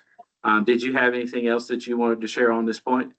Yes, thank you, Chair. I just wanted to also reiterate that as City Councilwoman Nicole Rogers shared, this is just a start. And so the ways that we choose to build a governing structure for this, there's opportunities for us to negotiate that, right? And so if there is a concern about us voting on policy or ordinance via our seat, there's likely a way that we might consider situating the seat as a non-voting seat, but a seat nonetheless.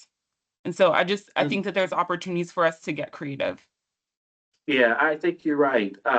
And, from listening to that city council meeting, it sounds like there's some other ways that perhaps it could be improved upon in the future as well.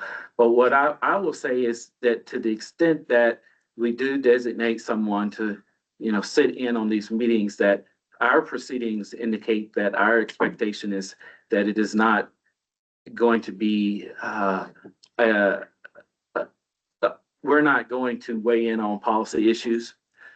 Instead, it is for, listening or sharing specifically about, things that are within our mission and the, events, programming, commemoration that we are doing as a commission. I think it basically a motion that will come out of this discussion would specify that so we're all clear and on the same page. Mr. Chairman, may I have a point? You can, Commissioner, if Commissioner Stone is finished. I want to make sure she has options. Commissioner Thank Stone. you. I yield my time. Okay, then in that case, I would go over to Commissioner Robinson. You recognize, sir. I understand the effort to be on this commission because it's that appointed by the mayor. However, I worry about the fact that Martin Luther King Jr. Statement in the state statutes separate us from this type of committee because we are, as the chair stated in his letter, we are governed by the state to work on broad process of educating people about Dr. Martin Luther King. But I think if we're going to sit on a committee like this, we should just only be in a liaison capacity where we don't have, because I don't want anyone going on that commission making a statement for me that this is a Martin Luther King position, because when they sit on that commission, they are representing the commission. And I have problems of having someone voting for the commission when the commission haven't even met to discuss that position. So I worry about it on that point. And I think that we should be aware, be cautious of joining in something just because Martin Luther King Jr. was an African-American person, that we should join in on everything that says Black. And I think that we need to be aware that we got Hispanics, Native Americans, women, everybody that Martin Luther King was standing for. So I just don't want us sitting on a committee that is dedicated to representing Afro-American. I think we can sit there, listen to their ideals, and we can be a liaison vote. We can and then they can bring that information back to the full commission. and the full commission can vote whether or not we want to take a position on that. I don't think we should give a person that opportunity to vote and speak for the commission. You know, and if I may say, Commissioner Robinson, you know, I agree that any policy position that the commission will take, it would need to happen by the full commission with all the commissioners meeting as a body at a public meeting to discuss and decide. So I think that's a well-placed point, and well made. So much appreciated for that. And I do agree. And that's part of the difficulty where this committee is going to meet once a month, whereas we meet quarterly. So on a monthly basis, they're going to be considering all manner of policy issues. And, you know, we volunteer commissioners with our schedule and how we meet, we will not be able to keep up with that. So if, no, but I think that what we've been talking about, which is a very, we weren't asked if we would be on this or not. They passed it, including us, and says that we may designate. So we're not even required to do that. So we do have some leeway in that we're not obligated to designate somebody, but if we do, we can be clear about how that works in alignment with our mission and our expectations as a commission.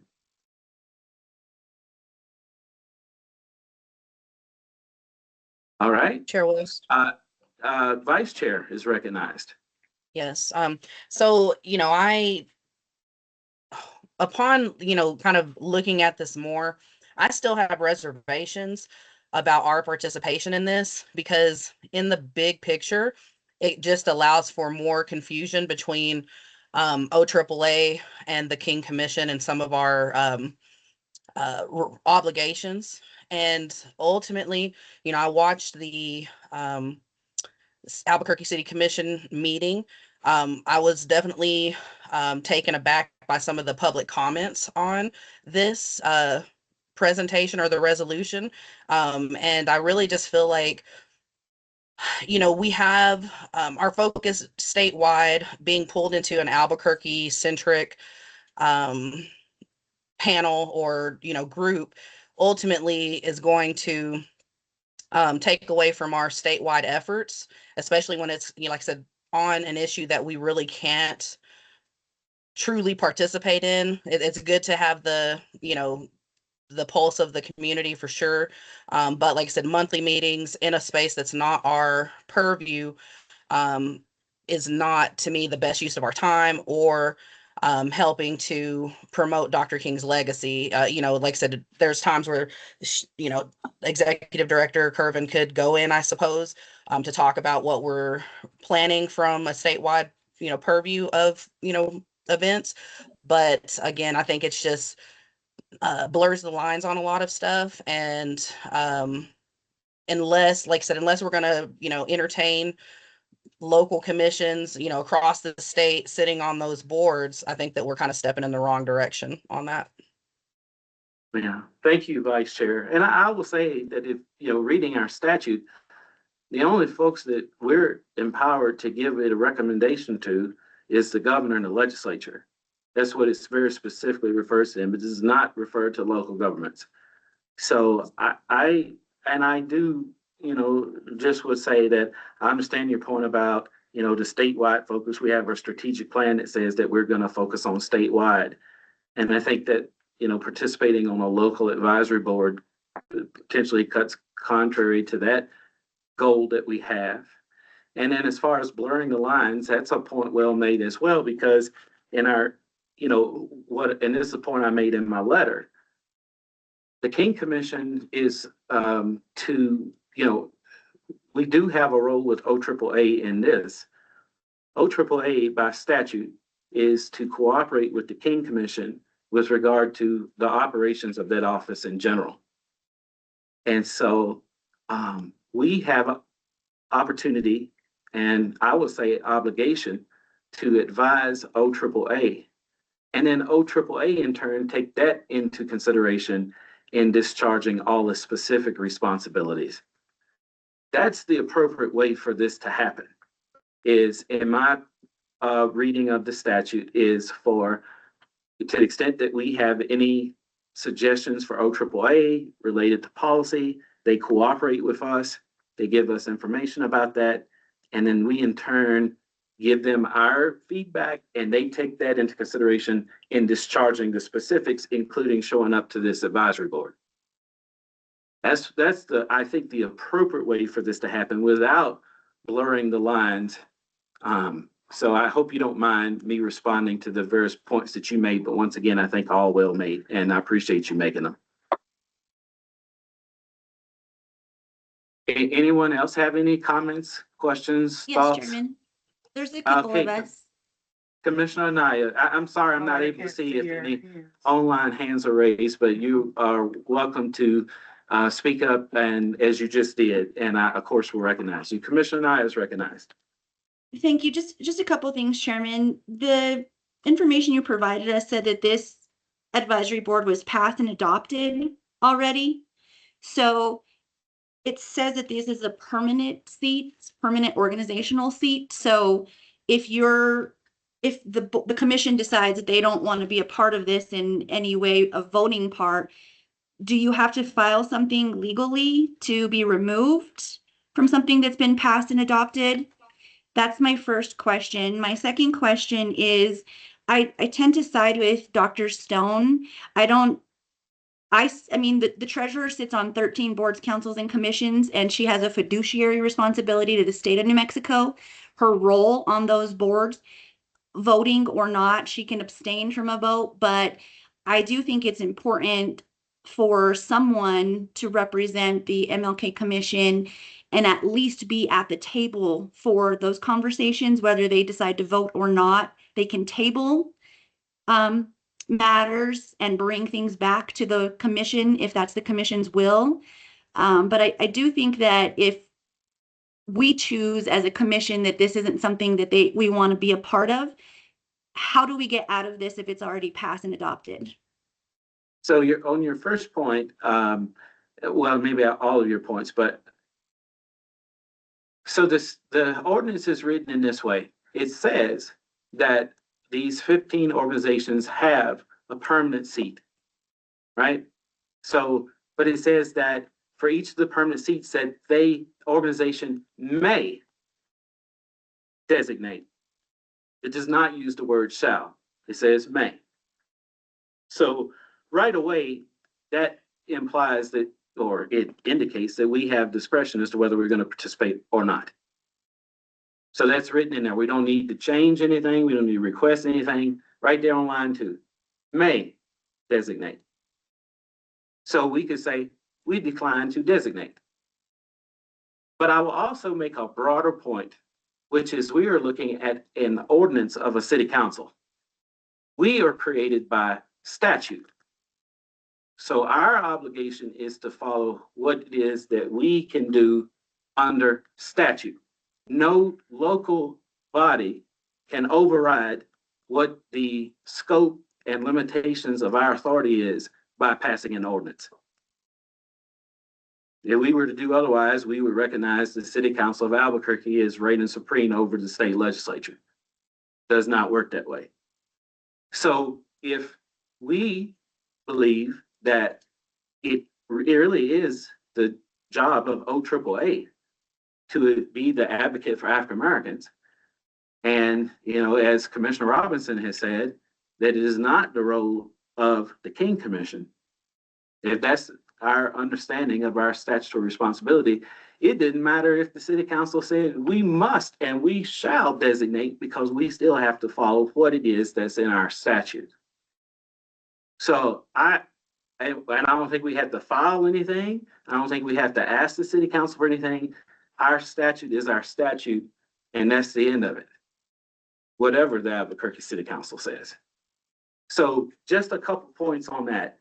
But even, again, with this, it says that we may designate. So I hope that is helpful. Those are my thoughts on that point. I think the director had something she wanted to share on that as well. I attended the city council meeting just because I wanted clarification, but, and to see if it was going to pass. And I believe that there, if we, in terms of filing something, there's an opportunity for MLK, for amendments. So they could amend the MLK be removed. Okay, That's what I understand. Thank you, All Director. right. Thank you, Chairman. all right, so, let's see, Dr. Stone, is your hand up? Yes, thank you, Chair. I, you know, I think that it would be important for us to at least experience the council before we decide that we don't want to be on it. And so unfortunately, I have to step out soon, but I would like to make a motion if it's appropriate now. You're recognized for a motion, Doctor. Okay, Commissioner Stone, I would like to move that we do participate and designate the executive director with the understanding that the MLK Commission will not provide opinion on policy unless a formal vote has been rendered by the MLK Commission.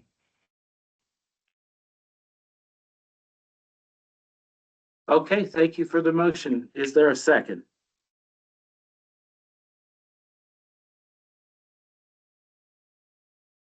Hey, I'll second Doctor, that. Oh, Did you, Vice Chair? yeah, I'll second it. Like I said, yeah, I'll second it. Cause I like her so motion. Okay, so the motion is made and seconded by Vice Chair. Is there any discussion on the motion?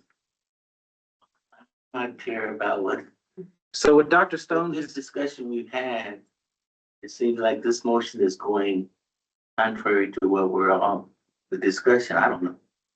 I just need clarification of what we're actually, Dr. Stone has moved that we do designate, and specifically the executive director, to sit on this board, to represent the commission, and says that the understanding is that no opinions will be expressed, and I would take that to mean no votes will be made relating to any policy issues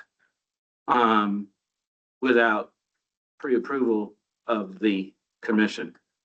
And so that's the motion that's on the table. Is that your feeling that that's running contrary to what we've discussed? I'm feeling like we probably need a little more time to make a decision. I don't know. If you say may designate, I don't know. It just seems like there's some, either we're gonna do it or we're not. Either may designate or shall designate. You said our statute, our legislative statute already gives us authority to do what we do, and that we shouldn't necessarily be under the directions of a local organization. I'm just trying to. Yeah, I think, Commissioner Umi, that there is, some concern that's been expressed during this conversation, right? You may be feeling that. There is some concern, some discomfort that's been expressed by a few that have spoken on this issue. So I think I understand what you're saying. I will just say that, sitting on this advisory board is one level of participation. There is also, this board is probably going to select a chair, and, the chair can communicate with the director, can come to our meetings and talk to us. And there's other ways. It didn't necessarily have to be that we sit on there as a commission. And so I think that there are other ways that communication can happen. It may be that those other ways are more in alignment with what we've said our focus should be and what we should be doing. And again, focusing on statewide. As I say that, I'm thinking that I'm not in support of the motion. I think that I'm thinking maybe the right answer is that we should decline to designate someone, communicate that respectfully, and then focus on what the statutes say that we should do, which is cooperate with the Office of African American Affairs on how they perform their statutory role to be the advocate for African Americans in the state, and to coordinate on behalf of all state agencies on issues that affect and relate to African Americans. And that's what their statute says. And we're a state agency. So really, they're supposed to coordinate even for us. And I think if we sit on a board, we're sidestepping what it is that OAAA really is to have the lead to do. So I'm, as I'm Mr. Chair. processing out loud, I'm thinking I'm probably gonna end up voting no on this motion, but Dr. Stone? Or May Commissioner I- Umi still has the floor. Commissioner Umi still has the floor and he wanted to say something else. I'm sorry, I Doctor, you'll be agree next. With our limited budget, staff, et cetera, that, you know, anything that's taken away from our business as a commission, MLK commission, it just seemed like it's putting extra strain on us because we don't have the budget and the staff to necessarily be committing to another meeting every month. We only meet quarterly. I don't know. Okay, Those are my thoughts. thank you, Commissioner Umi. I appreciate it. And then with that, we can go back to Dr. Stone. Thank you, Mr. Chair. May I amend the motion to, I think maybe what would be helpful is that we're still making assumptions and we have not heard from City Council Rogers on what her vision is. And so could we table the discussion and invite her to our next meeting before taking a vote?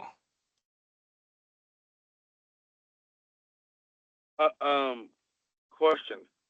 So we're still in discussion. I'm okay with, I understand the motion, but what I'm not understanding is how do we were still in the middle of discussion and cut off the discussion to go to a motion, and now we're in discussion and we have not looped back to the original discussion. We were still in discussion. I feel like we just got rushed to a motion and we were still in discussion. And now we're having another discussion about a motion that shouldn't be had until we finish the discussion on the other motion. Okay, so you raised a point of order, Commissioner Rotini, and I'll just address it. In general, we shouldn't even have a discussion until we take a motion in a second. We should be discussing specifically motions. So in some instances, you know, I think it may be helpful for us to discuss until we have a motion that somebody is ready to make. But once somebody wants to make a motion, generally I'm going to take it, and then we end up talking about the specific motion, which is what we should have at the very beginning. So what I would invite you to do, Commissioner Rothini, at this time, so as not to prejudice your ability to say anything that you want to say. If you had something that you wanted to say before the motion was made or after the motion was made, in general or specific to this motion, by all means, you're recognized to say that now. Thank you so much. I appreciate it. So I agree with all the statute stuff, but and let's not make this this whole thing is very important that we're doing with the city and the whole board thing. It's a great concept, but the how this whole process has unfolded is already on a shaky foundation. The authority to think that somebody thinks they can just blanket grab you and take you where you want, and you're gonna have to do this because I said so, is what's kind of on the line. There was no asking of the body of the commission.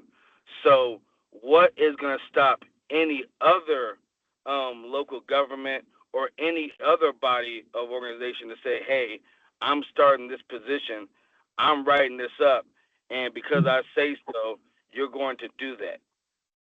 I don't think that is a good precedence to even start with. Secondly, if anybody actually was there in the city council meeting, and anybody can go back and re-watch the tape, which I would also encourage. And I would also encourage anybody to go look at op-eds that are in the newspaper in regards to this. But there was mixed reactions, and some of the reactions in public comment were asking a body that was 90% non-black, okay, to pause and let's take time before we do this. There was also accusations of people on this body we're voting for wage fraud. So people publicly came out and said there's people on this committee who have wage fraud. I don't know if associating MLK's legacy with an ordinance that they weren't asked about to be on is necessarily the right thing. Also, when you look at the organizations that are on the list, it is a body that significantly represents the strong middle class of Black residents in Albuquerque. So essentially, you're giving more strength to the economic stratification within the diverse population that is the Black community. When it comes to we're talking about Albuquerque Black politics now being involved in state affairs. The whole thing is the Black community in Albuquerque is suffering from a lack of succession planning. And when you're talking about Martin Luther King, he died at 39. He was put in position really young. This doesn't even have elements of his journey into leadership. When you talk about permanent seats, do you all think in your consciousness that Martin Luther King or any Pan-Africanist will be okay with limiting not only the seats to permanent, but marginalizing and self-suppressing the votes of yourself as Black people on that? So there's so many this is a mixed bag that needs a lot more time. And since the time was not allotted in the beginning, that lets you know that the intention behind this is not necessarily advocating great intention in the best service for MLK and his legacy. I don't. If we're going to be involved, I would ask for a full-on amendment for the ordinance for no permanent seats, so every person can get access to these seats, because there's such a diversity of who needs to be represented within the Black community. That is not just my saying. Lots of people showed up to voice some of these concerns. And for us, talking about a state commission going at local Albuquerque Black politics needs to be considered. And I yield my time. Okay, thank you, Commissioner, for those comments.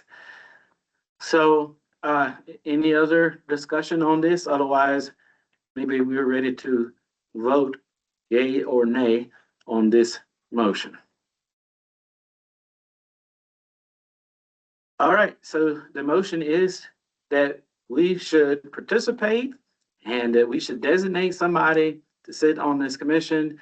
Chairman. With Commissioner Naya. Dr. Stone did a motion to table. Well, He was Dr. lost. Stone did a motion to table and invite representative to the meeting and discuss further before a decision is made. I didn't hear that as a motion. I think that Yes. she asked me if it was a possibility. So I don't know if I didn't hear anybody table them, second the motion to table. If it was a motion, which I didn't take it to be that, but I think there I is a meant will. it as that. Okay, so Dr. Stone is moving to table her own motion. Is there a second for it? So I don't hear a second. I will second as long as we're clear on what the motion is. You got a second. Thank you. Okay. To So I think the clarify, motion. I moved to table our vote until we are able to invite City Councilwoman Rogers to explain the purpose of the advisory council and its limitations and address any concerns that we have before we take a formal vote as a commission. Mr. Chairman, may I make a comment? Yeah, go ahead. Dr. Stone still have the floor? Well, she made the motion and seconded, so it just went to the body. So go ahead, Commissioner. Initially, did the city council contact our director with, to our chair about this, formation of this committee? Were we formalized? I'm assuming that we have already been pre-advertised. We've been told that we have an opportunity to vote. And by not being on our agenda to vote to be on this commission, I don't ever remember anyone telling us we had an opportunity to vote to sit or not to sit on a body established by the city of Albuquerque.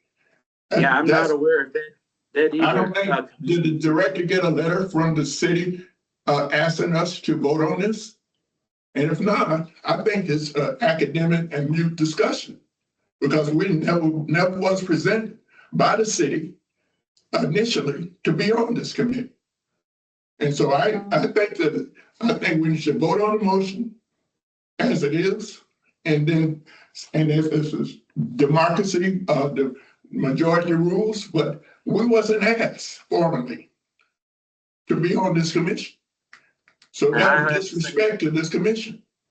I have to say that I agree that we were not formally asked, and therefore it never made it onto our agendas, because I would have put it on an agenda if we had been asked for our position or opinion. Now, having said that, the director has comment here.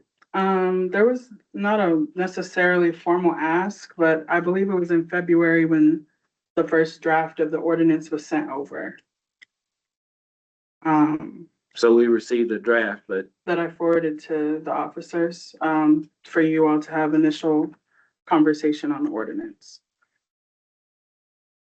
Chair. so we got a draft, but no request to, as to if we have feedback on it, or do we consent or approve or anything like that. That's what I understand. I don't remember I don't remember asked like a formal request, but we did get a draft. Okay, in February. Mm-hmm. Yeah, and they passed this before we are able to meet in March. Yes. Okay, somebody asked for, It's Constance. okay, Vice Chair, you're recognized. So, it's difficult because I understand Commissioner Stone's desire to kind of see where the potential for this could go. And like I said, I'd still express my same reservations. I was, like I said, watching that city council meeting, I was surprised to say that everybody had been contacted, because I didn't recall any contact. And like I said, I think our first notice was that the, I guess, resolution, and we're learning about that, and that's where our response was like, hey, we can't do this, and did the letter. And so, and I guess in my gut, like I said, I feel like, given off of what I watched myself on the city council meeting, hearing what Commissioner Rothini says, which is like, we don't want to get pulled into local politics with regards to different dynamics and things of that nature. And then, like I said, in the big picture, it's not our space. And so, I hear exactly what Oscar or Commissioner Robinson said too, because I really don't want to hold the space for her to come talk to us when we weren't even, that really should have been something on the front end. And we're trying to figure out a way to help participate in something that really is, hot potato. All right, so let's, Commissioner Umi has just stepped out, and with that, I don't know if we have a quorum to vote, but, oh, he's back. Okay, so let's go ahead and take the motion to table. We can call the roll on that. Secretary Carroll, if you are there, you can call the roll, otherwise I'll do it. Okay, yes, I'm here, Chair.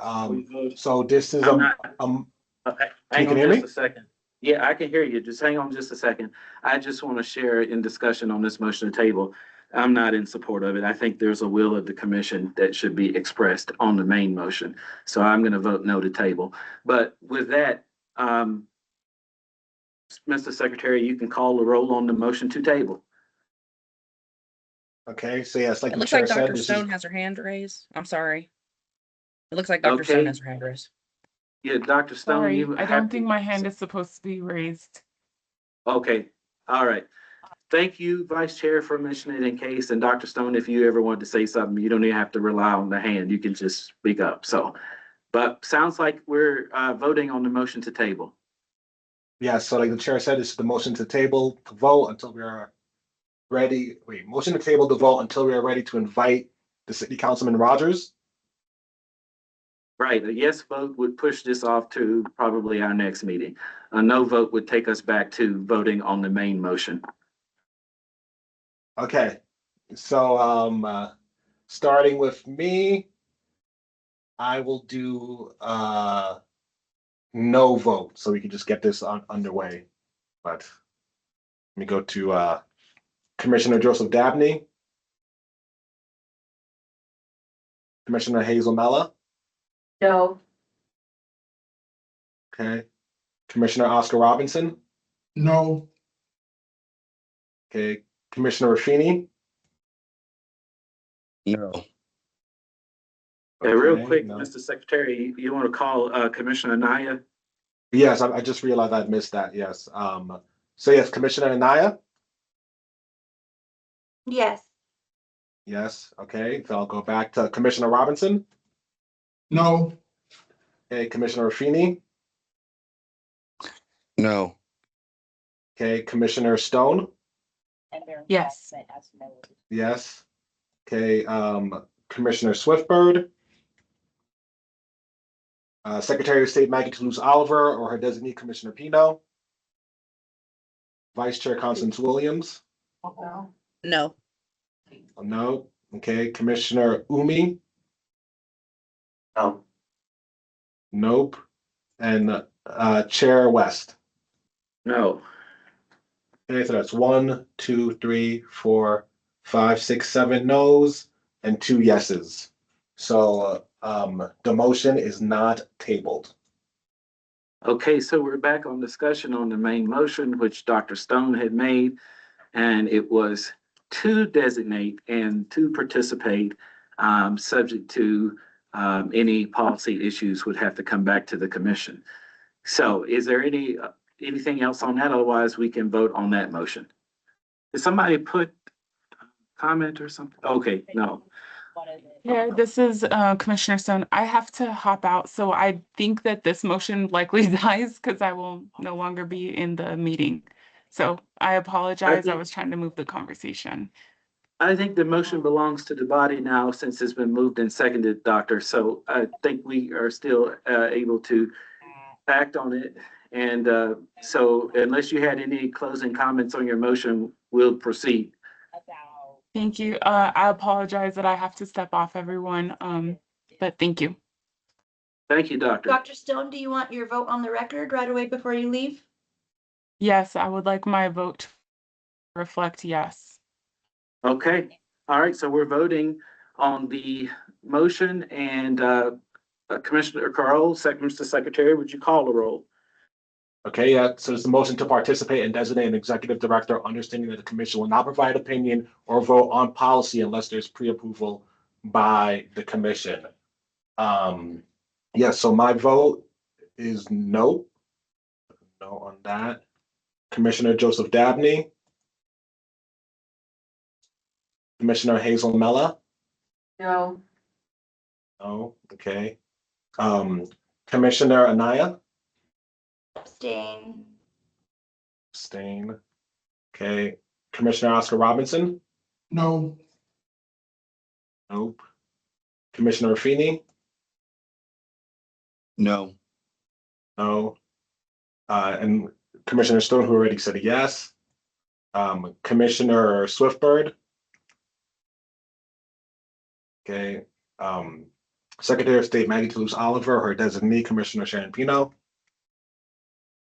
Vice Chair Williams. No. Nope. Commissioner Umi. no, No. And Chair West. No. Okay, so that's 1, 2, 3, 4, 5, 6. 7 no's, 1 yes, and 1 abstention. Abstention. So the motion Okay. does not pass. Okay, that motion does not pass. So to reflect the will of the commission, it seems like, which is, my sense is that the commission would like to decline to designate. I think we could use an affirmative motion saying as much. And we can communicate that to the advisory board, city council. So is there a motion that the commission we will decline to designate someone for this board? So move. Commissioner Robinson has the motion. Is there a second? And seconded by Commissioner Melia. Is there any discussion? Hearing none, the secretary call a roll.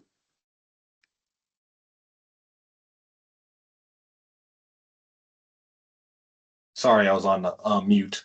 So this motion is that the commission should decline to designate someone. So starting with me, the PRC designee, I vote yes. Okay. Commissioner Joseph Dabney, Commissioner Mella, Yes.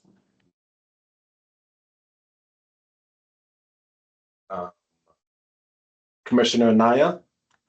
Abstain. Okay. Abstain. Okay, Commissioner Robinson. Yes. Yes. Commissioner Feeney. Yes. Yes. Commissioner Stone. Commissioner Swiftbird. Okay. Secretary of State Maggie Toulouse Oliver or Commissioner or her designee Commissioner Pino. Vice Chair Williams. Yes. Yes. Okay. Commissioner Umi. Yes. Yes. And Chair West. Yes.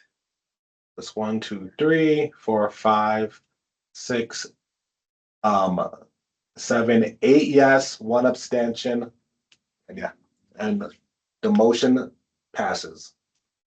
Okay, so I think that takes care of that action item, commissioners. Thanks for everybody's time and attention on that thorough discussion.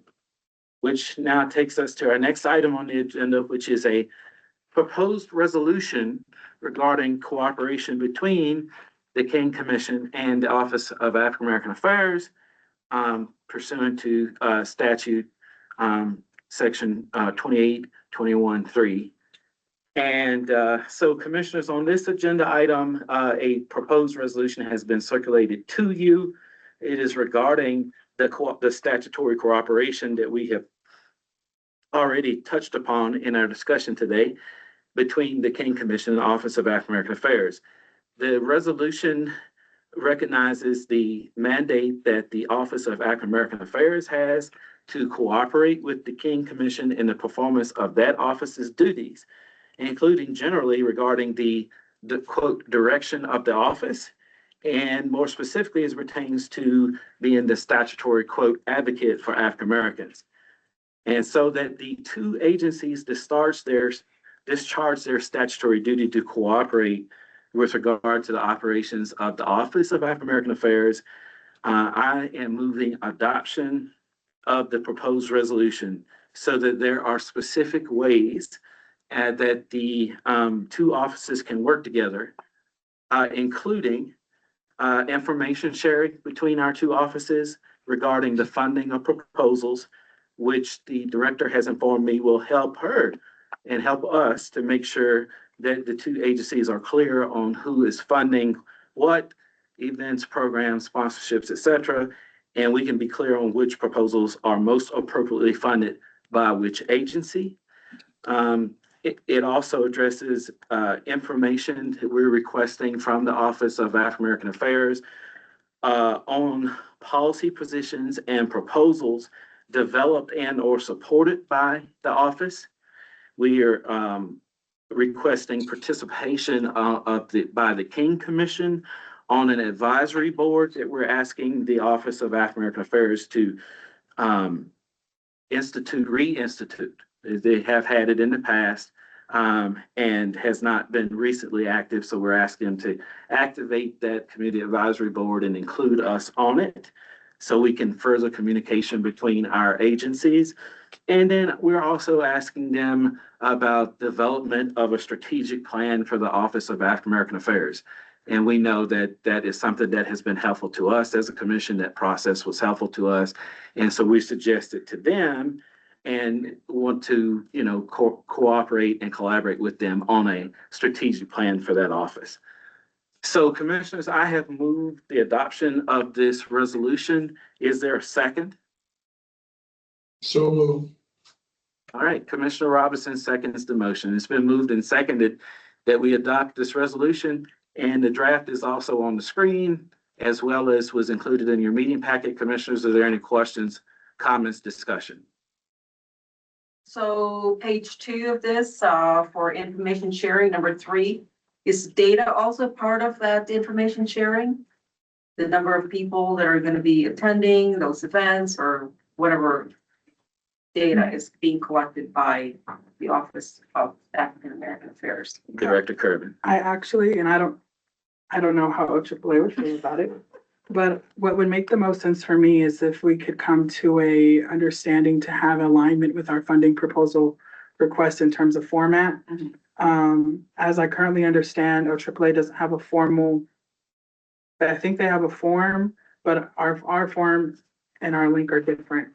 And the way that people can make those requests are currently different, and some alignment might assist. I also would just like to ask if the commission could consider changing 3B instead of quarterly to monthly, because what could happen is by the end of the quarter, we've already approved our funding request. I would like to see the funding request before they're approved to see if we're funding the same organizations and if we're funding them at the same rate or different things like that. But going back to the original statement, our funding request form asks for the number of attendees who will be in attendance, the format, et cetera. And I think if we're just looking at similar forms, we'll have similar data and information. Okay, and by the way, I'll accept I would like to amend my motion to change from quarterly to monthly. And we're referenced by the director there, so thank you for mentioning it. And Commissioner Robinson, I take that as a. Yes, I concur. Okay, very good. So we have amended resolution. And Dr. Mayor, did your question get answered? Yes, thank you. Okay. Any other questions, comments, discussion on the resolution?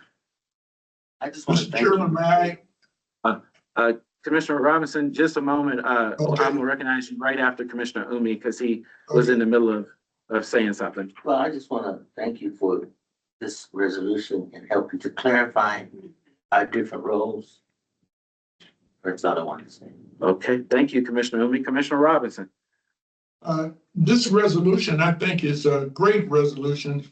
It's what's the right word? Boilerplate resolution, because there's other ethnic groups and sexual groups in the state, and this should be our preamble for working with all of those groups. So I know we have to present this to the African American Office of African American Affairs. But I think that the language, the way it's written, it fits all other organizations as well. If we can just substitute, well, we don't have to substitute it today, but this should be our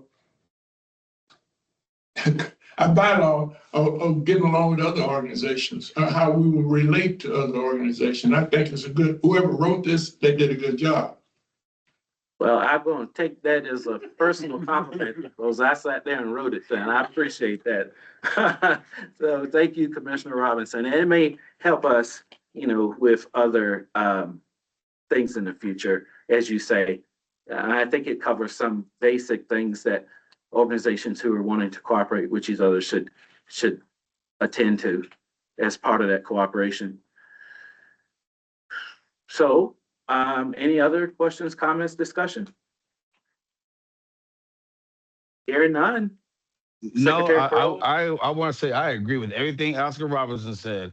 Um, and it's going to be really cool to be able to have that already ready and available for any organization, and just substitute some words. So I agree with everything Commissioner Robertson said. Wonderful, wonderful job.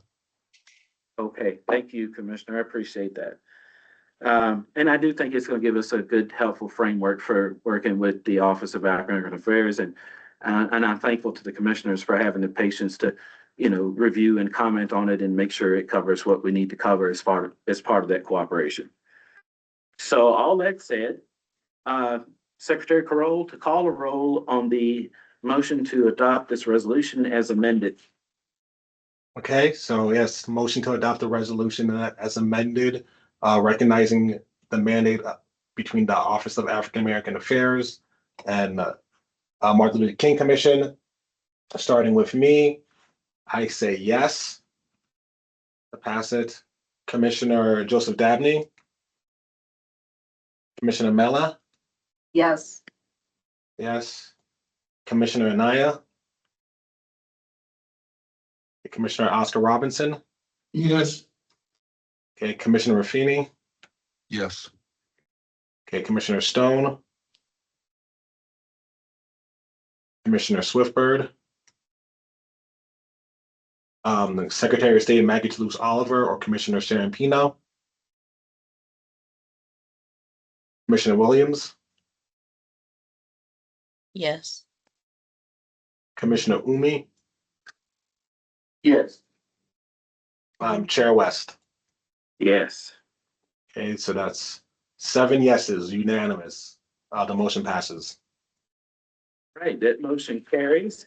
And thank you, commissioners, for your time and attention to it. And that takes us to the next item on our agenda, which was informational items only, I believe. Is that right? Okay, and I shared my informational items only earlier in the meeting. So now I just need to ask if commissioners have anything that they would like to say or share. All right, hearing none, without objection, we will be adjourned at 1:29 p.m.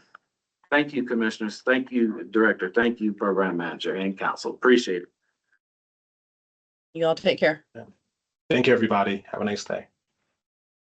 Thank you. Thank you.